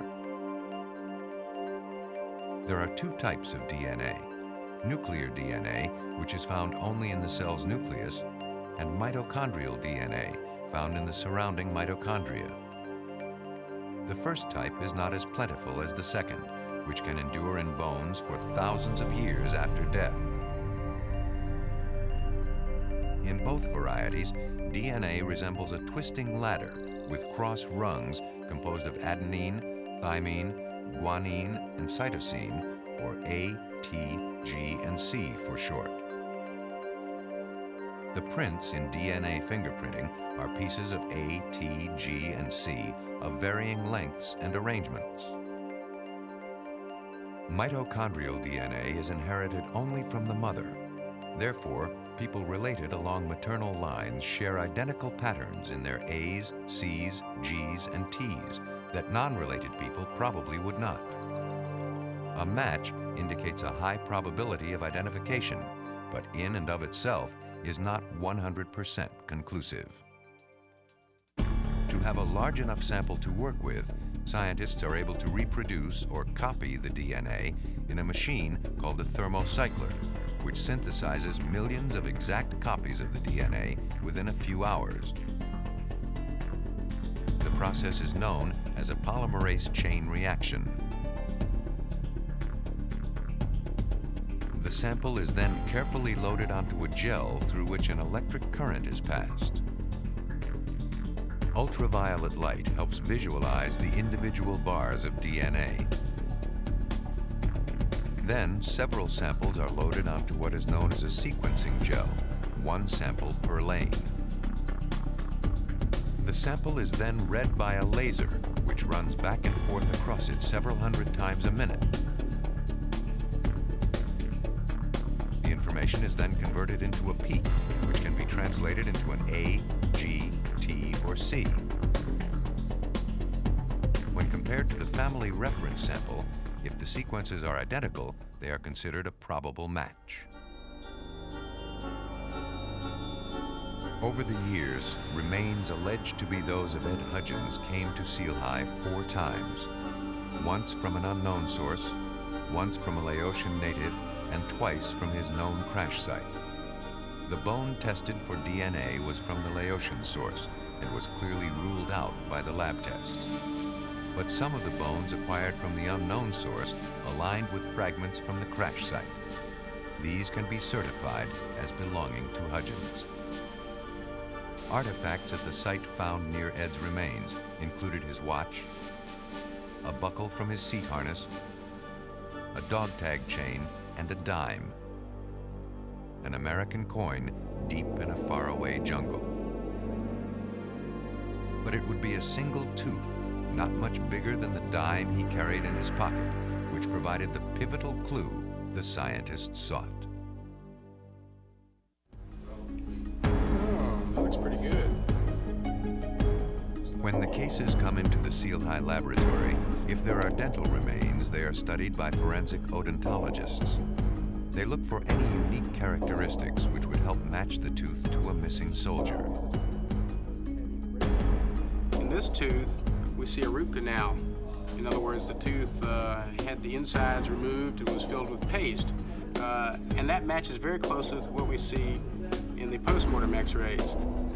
Other fillings that are easy to match are these single fillings on the lower teeth, here and here, as well as this series of fillings on the upper teeth. And so this is a good example of when we have enough evidence to work with, both ante-mortem and post-mortem, about how closely we can match the dental records. Teeth are x-rayed and the information is directly input into a huge database of dental records. This represents the post-mortem image that we just took on the tooth. All the dental records of people missing from Southeast Asia and Korea are kept on file. The forensic odontologist enters the specific details of the tooth that has been found into the computer and begins to make a match by checking the tooth against the information in the records. This patient had fillings on a couple of teeth in the top right side. The computer checks the characteristics of this single tooth against the thousands of records in its memory. Each time it eliminates a record, it moves closer to finding a match. The forensic odontologist enters more information, and the computer eliminates all but 4 records. This tooth could belong to one of 4 missing men. One more piece of information remains. This molar had a small filling in the bottom right quadrant. This information eliminates all the records but one. The team has made a match. Can you take this down to casualty data and tell them that we have a pretty good hit on Capme, and I'd like to take a look at the record? Yes, sir. Thanks. Only a few hundred bone fragments, most less than ½ an inch in size, and one tooth can be said with certainty to belong to Ed Hudgens. For the family, it is enough. Whether transporting tiny, unidentified bone fragments from an excavation site to a lab in Hawaii, or finally sending a soldier with a name home to his loved ones, Seal High treats all remains with utmost respect.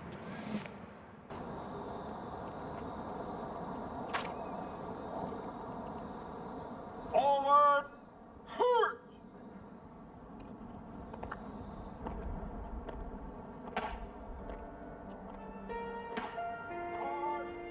At Arlington National Cemetery, the ritual is repeated every hour, 365 days of the year.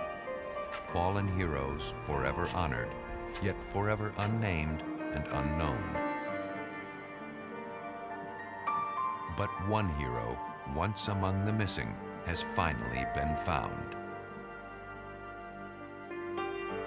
He comes to eternal rest with a name, full military honors, and a Purple Heart.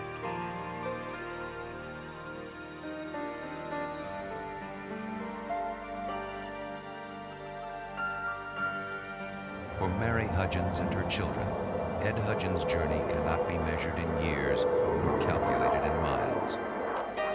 He lay in the jungle for 26 years, and we now have put him to rest and with honors, and his fellow countrymen have honored him, and it brings it to a conclusion for us.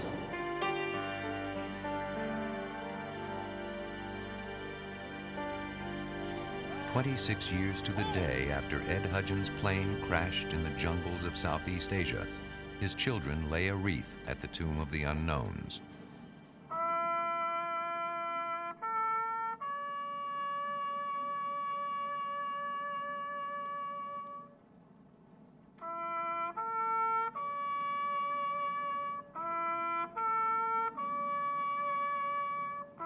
Dozens of scientists around the world have worked toward this day. Piece by piece, clue by clue, they have unraveled a mystery that tormented a family for more than a quarter century. The final chapter in this soldier's story has been written. A family is reunited. An incomplete circle is, at long last, closed. Ed Hudgens has come home.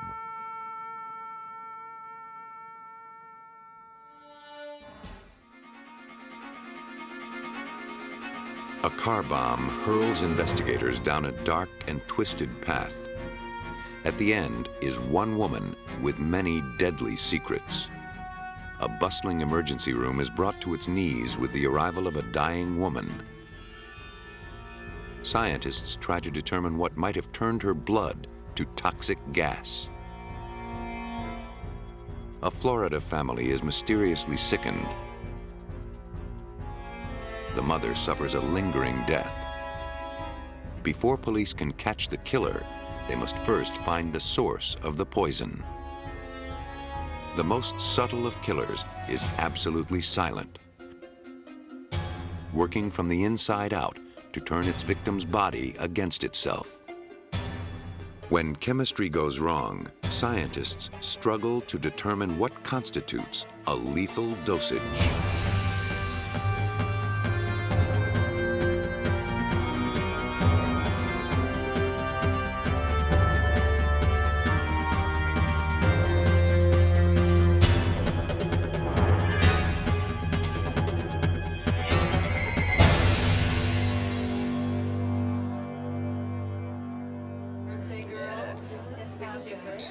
June 28, 1983, began as a night of celebration.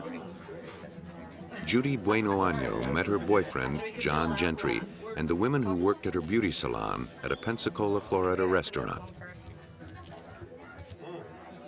They gathered to present one of the employees with a pendant in honor of her birthday. As the dinner was finished and the party wore down, Judy suggested that John go to the liquor store for some champagne so they could continue celebrating elsewhere.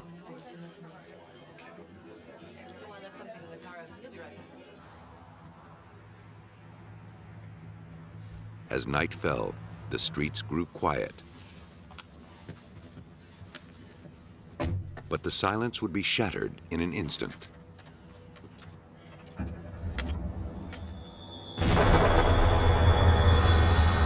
Police and rescue raced to the scene. Gentry was rushed to the hospital, shrapnel embedded in his back. At first, investigators weren't sure if the explosion was due to mechanical failure or an attempt on Gentry's life. But even a cursory look at the crime scene revealed the blast to be no accident. It came from the trunk, an unlikely place for an explosion of that magnitude. Because bombings are a federal offense, Pensacola police notified the Bureau of Alcohol, Tobacco, and Firearms. By the extent of the blast, ATF agents estimated 2 sticks of dynamite were used, rigged to the taillights by yellow and orange wire. Gentry was lucky to have escaped with his life. As the ATF investigated the scene and the crime photos, Pensacola police sought to find out who would benefit from Gentry's death. That task fell to Detective Ted Chamberlain. What we usually do is we look into insurance policies of the victim, and that's what we did with Gentry. And we looked into and we found he did have a large insurance policy on him. The beneficiary was Judy Bueno Año, Gentry's girlfriend. But that wasn't surprising. The two were starting a business together. By itself, the information meant nothing. Chamberlain needed more to go on. The ATF found it. They traced the dynamite to a man in Alabama, a very close friend of Judy Bueno Año. By now, Gentry was out of intensive care. Detectives took the opportunity to talk to him about what happened, to let him know that Judy Bueno Año was the main suspect.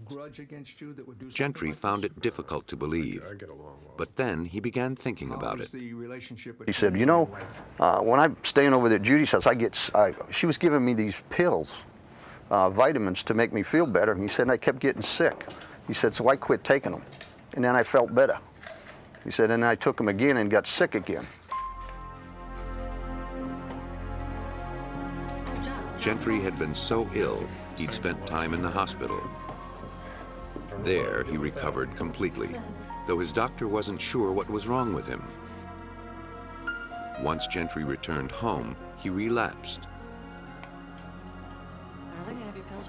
Finally, he stopped taking the vitamin pills, and his health returned. He felt his days of illness were behind him. And then his car blew up. Sensing a connection, the detective asked Gentry if he'd saved any of the capsules. Do you have a business partner? As a matter of fact, he had. They were supposedly a popular vitamin C supplement. Chamberlain sent them to the lab for analysis. Finding out what something isn't is easier than finding out what it is. The process of elimination began with a comparison of the capsules with vitamin C. It proved there was not a speck of the vitamin in the capsules. That discovery alone ramped up the suspicion that the pills were poisoned. But what was in them? The substance in the capsules was dissolved and tested. Some tests analyzed its chemical makeup, others measured the wavelengths of light it absorbed. By comparing these results with a database of chemicals, the compound was identified. The capsules were found to contain a substance called paraformaldehyde. It has no known medical use. In fact, it's considered a Class 3 poison, which means it's moderately toxic. John Trestrail of the Blodgett Poison Control Center is a poisoning expert. According to him, if murder was the motive, paraformaldehyde wasn't the best choice. When it breaks down to formaldehyde, which we know is used to preserve bodies, is very irritating. It wouldn't be a very good poison to pick for homicidal reasons. It'd be more irritating, irritating to the eyes, irritating to the respiratory tract. And I suppose in chronic exposures, we know formaldehyde can cause cancer.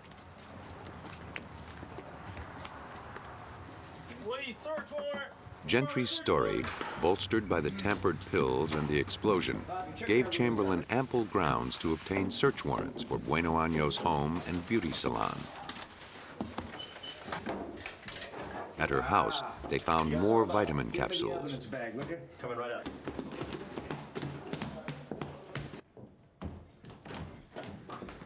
Okay. I'll check the closet. Yeah, I had something like that when I was a kid. Basket. Oh, I got something. In her son's closet, they found wire that resembled the wire used to blow up the car. Look at this. What you got? Got a wire here. My gloves. So we sent that off to the lab, and they sent us back pictures of the wire and the color coding and striations of the wire. One taken from the piece of the bomb that was gone, and the one from the boy's room, and you put them together, it was just like matching up ballistics on bullets. I mean, they looked exactly alike, and that was real good evidence. Hi, I'm Detective Robert Beasley. This is an investigation. While one group of officers searched the house, another group was at work collecting chemicals from Bueno Año's salon. I'm not sure either, but let's bag For Judy Bueno Año, paraformaldehyde would be a poison of opportunity. The chemical is used in beauty salons as a disinfectant.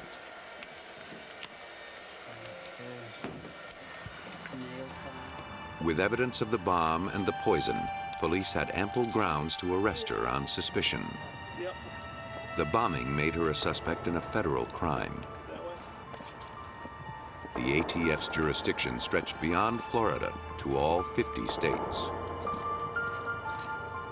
Having failed at both poisoning and blowing up her lover, Bueno Año seemed like a two-time loser. But as investigators checked her background, they began to suspect that she may have just been in a slump.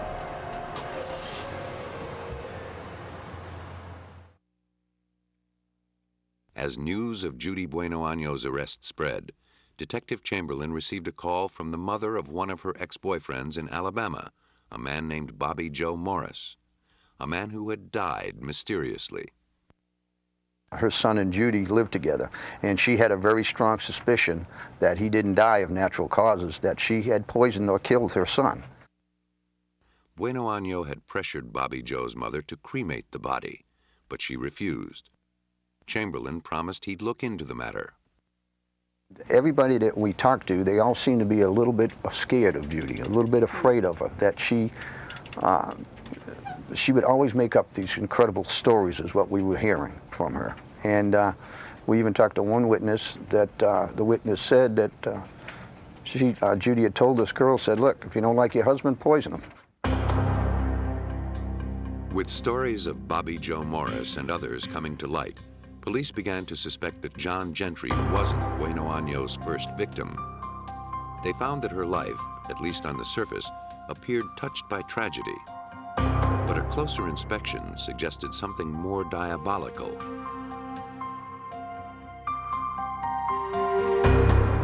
Judy lost her husband, James Goodyear, in 1971. 3 months after he returned from Vietnam, he lapsed into delirium and died. What a great day for a stakeout. After his death, Judy changed her name from Judy Goodyear to Judy Bueno Año, the Spanish translation of her husband's surname. The deeper Chamberlain dug, the darker Judy's past became. Bodies were beginning to tumble out of her closet. You'd open up one door and go in, and it would lead to about 5 or 6 more doors. That was the problem with her. You know, it didn't look like it was ever going to stop. You know, we kept finding bodies everywhere.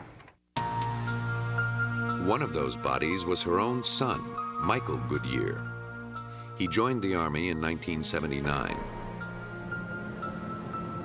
Shortly after visiting his mother while on leave, he became ill. Tests showed exposure to arsenic. Because his job involved working with the substance, it was assumed that he'd inadvertently ingested some. He soon began to lose the use of his arms and legs, and he was discharged. His first day home, Judy and her youngest son took Michael on a canoe trip near their home. Despite the fact that Michael wore heavy braces, he had no life jacket. In the middle of the lake, the boat capsized and Michael drowned. Back then, it seemed like a tragic, if stupid, accident. But now, Chamberlain wasn't so certain. Too many men in Judy Bueno Año's life had come to an untimely end. A sinister pattern was taking shape. While Judy awaited her day in court for the attempted murder of John Gentry, Chamberlain gathered evidence of homicide she may have gotten away with, at least so far. He learned that Judy's husband, James Goodyear, showed symptoms consistent with any number of illnesses, among them arsenic poisoning. If he was poisoned, the evidence was buried with him. 12 years after his death, his body was ordered exhumed to look for proof. And when you exhume a body looking for one of the heavy metals like lead, thallium, arsenic, antimony, these are all elements. Elements have been around since the solar system was created. They're just as detectable today as they were 250 million years ago and 250 million years down the road from now. So when you talk about digging up a body looking for arsenic, if it was in that body when it went in the ground, it's going to be in that body until it disintegrates. Goodyear had been autopsied at the time of his death, but the medical examiner wasn't looking for poison, so he didn't find any. Almost anything can be poisonous if enough is swallowed, so no single test can be used to detect all poisons. The analyst must be guided by his knowledge of the symptoms so he can narrow the field and test for specific poisons. Arsenic tends to concentrate in the heart, liver, lungs, and kidneys. Samples of each were tested for the toxin. Arsenic can take down a person in an hour or a year, depending on how much he ingests. A single large dose kills quicker than small doses over a longer time. A faster death means the poison would have less time to damage organs. Goodyear's lingering death suggested cumulative long-term poisoning. The ravaged condition of his organs bore that out. The diagnosis was crucial and incriminating because it made accidental poisoning less likely. Since James and Judy Goodyear lived in the same house, it seemed reasonable that they'd both be exposed to arsenic if the hazard were present. But Judy never showed any symptoms. Next, the medical examiner set out to determine how much arsenic was present in Goodyear's system. The victim's hair and nails provided a handy yardstick. A complete fingernail was removed from the nail bed and dissolved in acid. The resulting solution was put in an instrument called an atomic absorption spectrometer that determines the concentration of arsenic in the sample.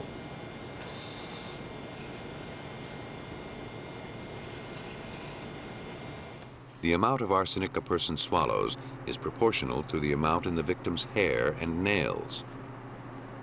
The medical examiner could tell that the levels were too high to have come from the environment. And since hair grows at a set rate, he could use it to see how long Goodyear had been given the poison. He determined that the contaminated portion of the hair was consistent with 3 months' growth. James Goodyear had been home from the Navy 3 months before he died. The evidence suggested that Judy had wasted no time doing away with her husband. Shortly after James Goodyear's autopsy, Judy's boyfriend and second suspected victim, Bobby Joe Morris, was exhumed. His hair and nails contained enough arsenic to kill 11 men. It appeared that over a 12-year period, Judy Bueno Año managed to fatally poison 2 men and poison and drown a third. Other men in her life had also met mysterious ends, but she was never prosecuted for their deaths. The motive in every case was insurance money. Ironically, it was the one who got away, John Gentry, that ultimately exposed her deadly game. Her botched attempt to poison him forced her to resort to using a bomb. On the surface, the choice may seem bizarre, but to poison expert John Trestrail, the difference between bombs and poisons is only a matter of degree. I personally believe there's a great similarity between the psychological profile of a bomber and a poisoner, because what is a poison other than a chemical bomb? It doesn't make any noise. The effect is the same. You blow up the victim. Poisoning is more subtle and may at first go undetected. But there's no statute of limitations on murder, and poison leaves its traces for a very long time. One clue is all it takes to expose the truth. And of course, every poisoner looks for the perfect poison that's undetectable. And my answer is, what would you call it? If it's got a name, don't you have to see something to name it? And if you see it, is it not detectable? So there is no perfect, non-detectable poison. Judy Bueno Año received 12 years for bombing Gentry's car, life in prison for the drowning death of her son, and is on death row for poisoning her husband. For the death of Bobby Joe Morris, there was simply no punishment left to give her. She is one of only 48 women ever sentenced to death in the United States.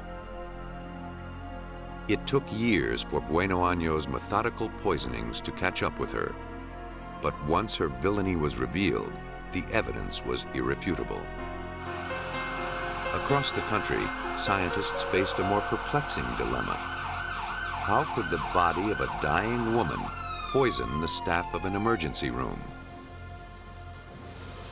Just after 8 p.m. on February 9, 1994, paramedics whisked 31-year-old Gloria Ramirez into the emergency room at California's Riverside Hospital. Her boyfriend called because she collapsed and had trouble breathing. The paramedics related to the ER staff that the patient had cervical cancer, but she hadn't yet begun chemotherapy. In fact, there was nothing in her record to prepare the ER for what was to come. When Ramirez arrived at the emergency room, she already had an oxygen mask on her face. Then her heart rhythm began to fluctuate, and the staff tried to shock it back to normal. It wasn't working. A nurse drew blood to run some tests.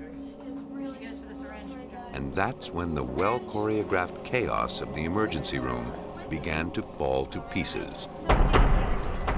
Ramirez's body began to take on an oily sheen.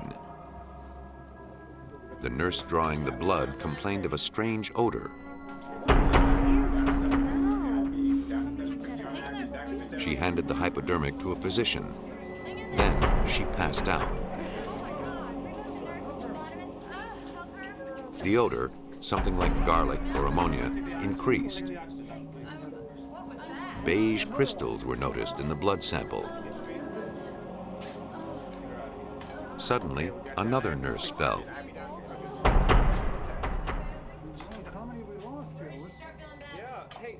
In short order, another nurse became dizzy and went to the nurses' station to rest. There, she lost consciousness. Her arms and legs began to shake uncontrollably. Occasionally, she'd stop breathing. Then one of the doctors succumbed. Ramirez was still not stabilized. An emergency was declared as attendants rushed in to clear the collapsing staff and attend to Ramirez.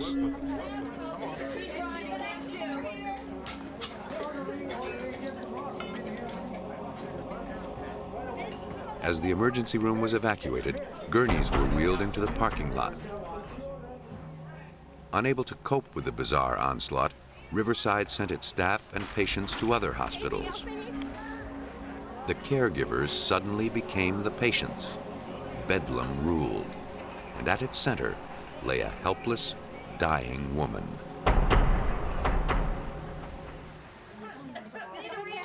Within 15 minutes of contact with Gloria Ramirez, 27 of the 37 staff members at Riverside Hospital suffered strange symptoms. Respiratory therapist Maureen Welch was one of them. After I awoke, outside was very sick. Uncontrollable tremors, nausea, retching, difficulty breathing. My vision felt kind of limited at that time. I could only see things close to me. There was simply no explaining what could have caused the symptoms. Many of those affected recovered quickly. Others spent weeks in the hospital. Within 35 minutes of Ramirez's arrival at the hospital, she was pronounced dead. The crisis had passed, but the mystery deepened. 35. Her body was sealed in 2 plastic bags and an airtight casket before being moved to the hospital morgue.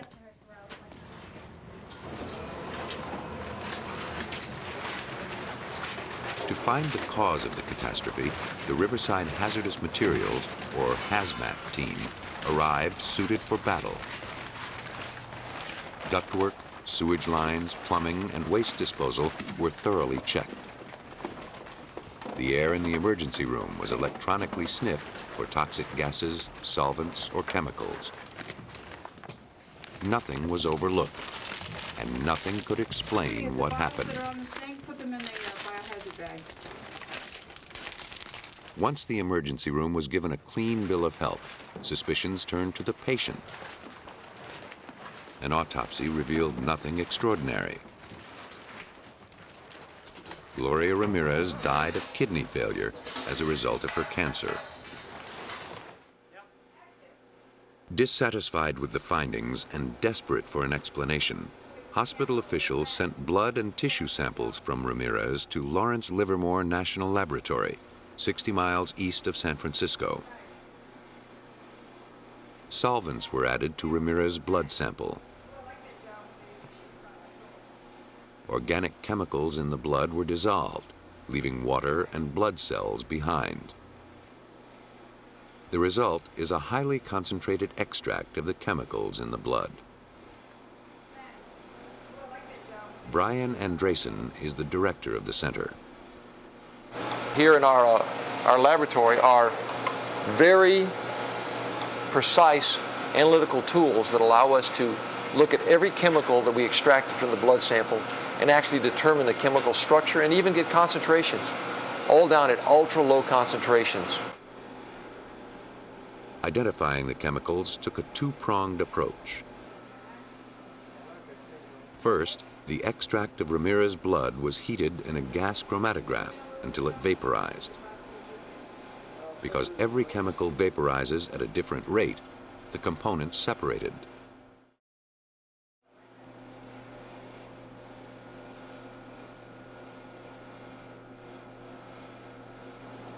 The spectrometer then identified each chemical by reading the patterns of light they emitted. The results were then plotted on a computer in the form of peaks and valleys. What would Ramirez's blood reveal? Every peak here is a different, unique chemical that was in the blood of Mrs. Ramirez. And things stand out, it's very obvious. This is all Tylenol or acetaminophen is right here. Cholesterol is here, other drugs, and a very unusual chemical that we initially discovered, which was right here. We don't know what it is at this moment, but luckily we have libraries that when you actually search a library, in the computer it will print out what this chemical is. It turned out to be a high concentration of a chemical called dimethylsulfone, or DMSO2. It comes from the breakdown of another chemical, DMSO, or dimethyl sulfoxide. Though it's manufactured as an industrial lubricant, DMSO is used by thousands of athletes and arthritis sufferers to relieve pain. It's conceivable that Ramirez was using it for this purpose. But its waste product, DMSO2, is not toxic, even in the high concentrations found in her tissues. Its presence did nothing to explain why the emergency room was brought to its knees. From his findings, Andresen had to conclude he'd found nothing to account for the harrowing events on the night Ramirez died. Without any physical explanation for what was now being called the Ramirez incident, the California Department of Health Services wrote it off to mass hysteria due to stress. The healthcare workers were not buying it. My response to the claim of mass hysteria was not something that I can entertain personally, because the people involved in emergency care, and in particular this emergency room, were all like a well-oiled machine. They'd all had tons of experience, 15 or years better, veterans of all types of occurrences, and this was just something else that they had to take care of. And you can't argue with that. I mean, these people are not generally hysterical. Unwilling to accept the ruling of the health department, Welch did some homework of her own. She knew that many of her colleagues, and she herself, had suffered long-term health problems, not the sort of symptoms induced by mass hysteria. She gathered up lab reports, medical records, and contacted Brian Andresen. Andresen and his colleague, Deputy Director Patrick Grant, looked over the data Welch sent them. They focused on the one compound that didn't seem to fit. Basically, I came back into my office and started looking up compounds in the Chemist's Bible, the Merck Index. Looked up dimethyl sulfoxide and dimethyl sulfone, and fortunately, they're right there together in language even a nuclear chemist can understand. And at that point, I realized that oxidation was the connector between the two. If Ramirez was taking DMSO on her own to relieve her pain, it seemed plausible the extra oxygen she was given on the way to the hospital could have sped the chemical's transformation to its waste product, DMSO2. DMSO is oily and has a garlicky smell. That could explain the sheen on Ramirez's skin and the odor in the emergency room. But it didn't explain why so many people were sickened. Pat Grant began to formulate a theory. On the same page in the drug manual as DMSO and DMSO2 was an entry for DMSO4. The only difference between the two compounds was more oxygen. But it was a crucial difference. DMSO2 is a harmless vapor. DMSO4 is a deadly nerve gas. And if you read the toxicities and the various symptoms that people that are exposed to dimethyl sulfate experience, it was quite similar to the Riverside incident. Grant's theory sounded good on paper, But no one had ever turned harmless DMSO2 into deadly DMSO4 in the lab by simply adding more oxygen. If Grant was asserting that a dying woman could somehow change into a canister of nerve gas, he was going to have to prove it.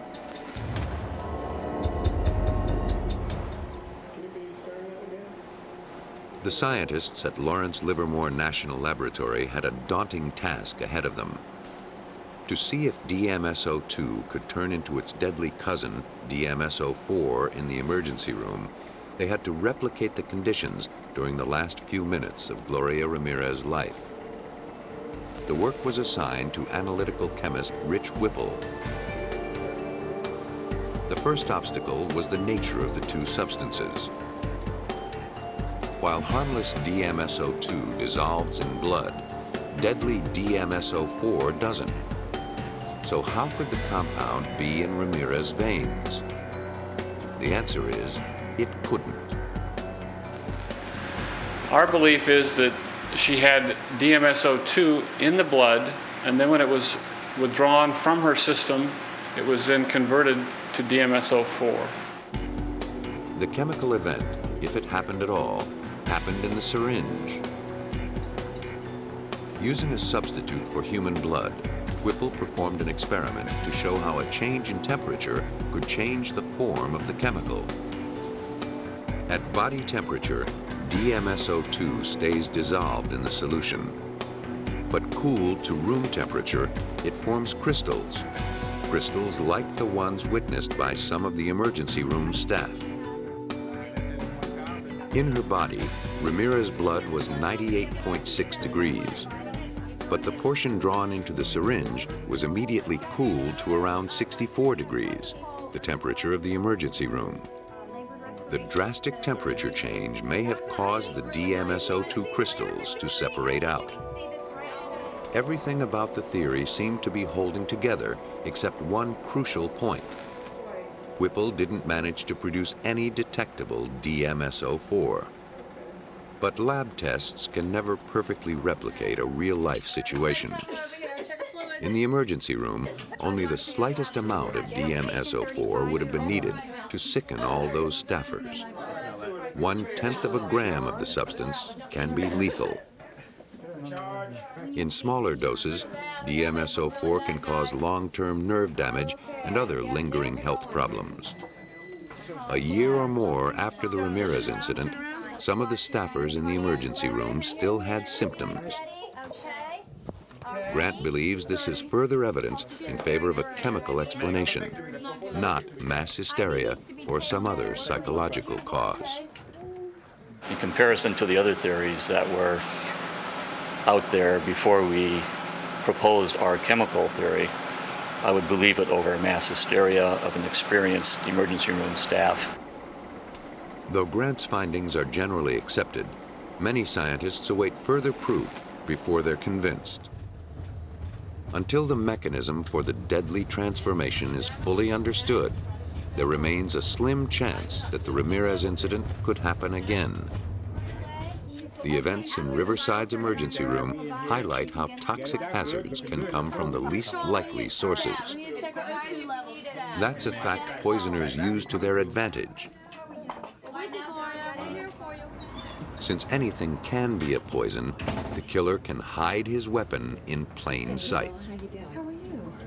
At 7 a.m., October 23, 1988, Peggy Carr arrived at a restaurant in Alturas, Florida, where she worked as a waitress. As she waited for her shift to start, she began to feel ill. Soon, her legs started to burn, and pain racked her chest. She thought she was having a heart attack. One of the regulars, a former Army medic, checked her pulse and reassured her that whatever was ailing her, it wasn't her heart. But the pain continued to grow. Peggy was sent home to rest. The pain was unrelenting, and Peggy's family sent her to the hospital. She was admitted and placed under observation. 16 hours after her first symptoms, Peggy Carr was practically incapacitated, and her physician was stumped. Yeah. 3 days and a battery of tests later, doctors were no closer to making a diagnosis. It's worse. Then, just as mysteriously as they had begun, Peggy's symptoms began to fade. Yeah. She was sent home. Arms, and my chest is real tight. But within a week, the crushing pain gripped her again. She was rushed back to the hospital. Besides the intense pain in her limbs and joints, her hair began to fall out, and she was becoming unable to move. Tests still showed nothing wrong with her. Doctors thought some virus had nestled in her nervous system. She told her neurologist that she felt like she was walking on hot coals. The description brought to mind something he'd only read about. He decided to try one more test for thallium poisoning. Thallium is a natural element found in trace amounts in soil and water. Its purified form is strictly regulated. Up until 1972, when it was banned in the United States, it was used in rat and ant poisons. Tests showed that Peggy Carr's system had 20,000 times the amount of thallium one might expect to find. The poison was eating away her nervous system. There was no cure. At first, Peggy's poisoning was considered accidental. The girls from church. Tests on her family revealed that everyone in the Carr household had traces of it. Oh, we can't decide. The Polk County Sheriff's Department and the Health Department combed the Carr's house to find the source of the contaminant. Detective Ernie Mincy led the investigation. Our sole purpose was to identify that poison and have it removed from the environment to prevent further injury to any of the persons. Over the next month, investigators collected food, water, and soil samples in the Carr's home and neighborhood. Everything was sent to the lab to be tested. After an impatient wait, every test came back negative. Investigators were desperate to find the source of the poison. Meanwhile, Peggy could no longer breathe on her own and lapsed into a coma. The search for the poison continued. How many others would be sickened before it was found? Among the items collected from the Carr's house were returnable bottles of Coca-Cola. One of them was broken. All had residue on the bottom. Like everything else, they were sent off for analysis. The bottles joined the ranks of dozens of items collected from the Carr's house. Each had been subjected to the same test. Each had been eliminated. Investigators hoped to have better luck with the bottles.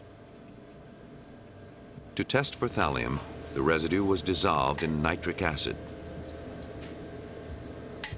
A sample was placed in a graphite tube and vaporized. Then, a lamp with a thallium filament was shined into the tube. The test relies on the principle that every compound emits a specific wavelength of light. An instrument called a spectrophotometer measured the amount of light absorbed by the sample. It showed that the bottles contained more than 11 times the level of the toxin one might expect to find. Finally, the source of the poison had been found. But how did thallium get into the soft drink? Were others out there waiting to be consumed? Mincy feared a manufacturing catastrophe or malicious tampering. With the assistance of the FBI and the Coca-Cola Company, the lot numbers were traced back to the store, the warehouse, and the bottling plant. The search came up clean. No other bottles had been tainted, and there'd been no other reports of poisoning. The tainted bottles were specific to the Carr's home. But who would have done it? Find out about it later. I think you might A meet 'em poisoner later. must have intimate contact with his victim's surroundings in order to plant the toxin. We decide what That's why most poisonings are done within Well, families. that's up for grabs. And that's why suspicion fell on Pye Carr. We've had a plan for at least 3 months. Pye was Peggy's second husband. They'd been married only a few months when Peggy grew ill, but it seemed their honeymoon was long over. Mincy learned that just prior to the poisoning, the Carrs had an argument that resulted in Peggy spending the night in a hotel. The weekend her symptoms first appeared, Pye was conveniently out of town on a hunting trip. When he returned, he'd resisted taking his wife to the hospital. Everything seemed to point to Pye Carr. But convictions aren't made on such circumstantial evidence. Mincy's criminal investigation had just begun. More evidence needed to be gathered. More leads followed. It's in here somewhere, fellas. Carr's every move was scrutinized. Almost as an afterthought, he presented a convenient clue in his own defense. He showed detectives a threatening note he claimed he received 2 weeks before the poisoning. The Carrs didn't pay much attention to it at the time, but Pye kept it just in case.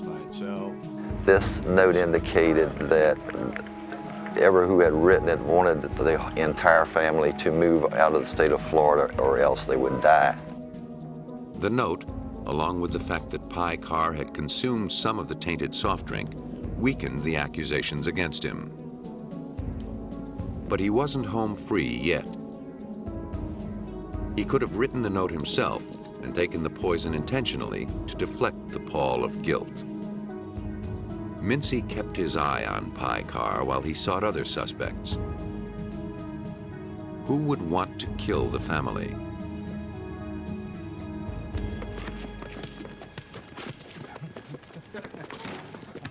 Mincy learned that the Carrs didn't get along with their neighbors, George Trepal and his wife Diana.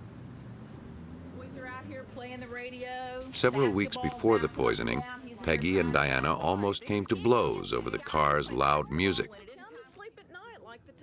It hardly seemed like grounds for attempted murder. To find out more about the icy relationship between the neighbors, Mincy paid a visit to George Trepal. Trepal's reaction to the subject of the Carrs was unexpectedly harsh. He went into a tirade about the problems with these red-necked children and family that lived next door to him. Their kids make all kinds of noise, play the radio real loud. Then Mincy asked him why he thought anyone might want to harm the family. He quoted the threatening letter the Carrs had received weeks before verbatim. He said exactly what was in the note. Nobody else knew of its existence, nobody else except law enforcement. At that moment, George Trepal became the prime suspect. But Mincy had no more to go on with Trepal than he had with Pye Carr. So he began looking into Trepal's surprising past. Trepal was an eccentric man who enjoyed creating games and crafting scenarios. He also belonged to Mensa, an elite society of people whose IQs are among the top 2% in the world. He and his wife were trained chemists. What's more, the quirky genius had done time for masterminding one of the largest amphetamine manufacturing operations in the Southeast. Thallium is sometimes used to make amphetamines. According to John Trestrail, Trepal had the means and the mind to orchestrate a poisoning. They can plan a script of a death. She'll be here and she'll be eating this, and then she'll do this, and I'll do this, and it's all laid out. So I think this takes a great deal of intelligence to plan this out. This is not a brute force weapon. This is mind, not muscle. But what would his motive be? In his prison records, Mincy found a letter Trepal wrote complaining to officials about his fellow inmates' radios. As hard as it was to believe, loud music seemed to be an overwhelming sore point for him. On March 3rd, 1989, Peggy Carr died after lingering in a coma for 3 months. Mincy now had to prove that Tripal was a murderer. With nothing but the flimsiest circumstantial evidence, Mincy couldn't get a search warrant for Tripal's house. The only way to crack this case was to outsmart the certified genius. After several months of background checks on George Tripal, Detective Mincy was confident he poisoned Peggy Carr. All he needed was proof. But Tripal was too clever to leave clues out in the open. Mincy needed to get inside his house and get inside his head. To carry it off, he needed someone to befriend the alleged killer, win his confidence, and then betray it. For this deadly game, he counted on Special Agent Susan Gorick. She became Sherry Gwynn, a woman on the verge of divorce who counted on Tripal's shoulders to cry on. She met him at a party that he organized for Mensa members. Its theme was murder. I learned a lot about his personality and about his habits, about his associates.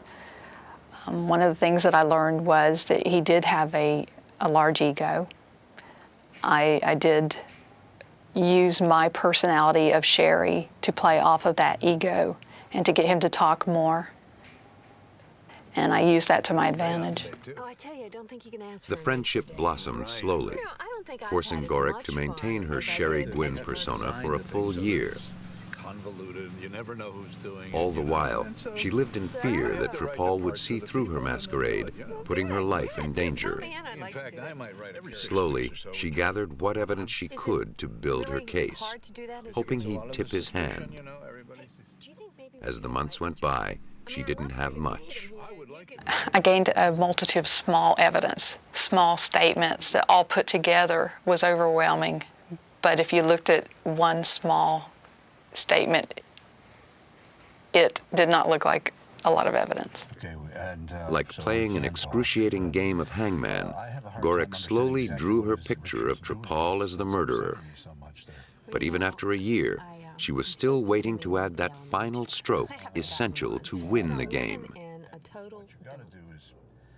Finally, in December 1989, Gorick got the break she needed. Tripal and his wife moved out of town and allowed Sherry Gwynn to rent their house. As a tenant, she could search the entire property without a warrant. She'd gotten all she could out of Tripal. Perhaps now his house would give up his secrets. She called in the Polk County Crime Scene Unit. They combed the premises, collecting whatever they could find. Believing Tripal would be too smart to have kept any thallium around his house, they looked for its telltale residue. I truly believed that if we were going to find thallium, that it would probably be either in the air conditioning filter or possibly down one of the drains. And we spent a lot of time with the crime scene people swabbing the drains, trying to get any residue that he may have poured out. While some investigators were in the house looking for trace evidence, others collected vials of chemicals from the garage. Everything was labeled and sent to the FBI for analysis. Months went by before the results came back. I assumed because it took so long with the lab report that they didn't find anything.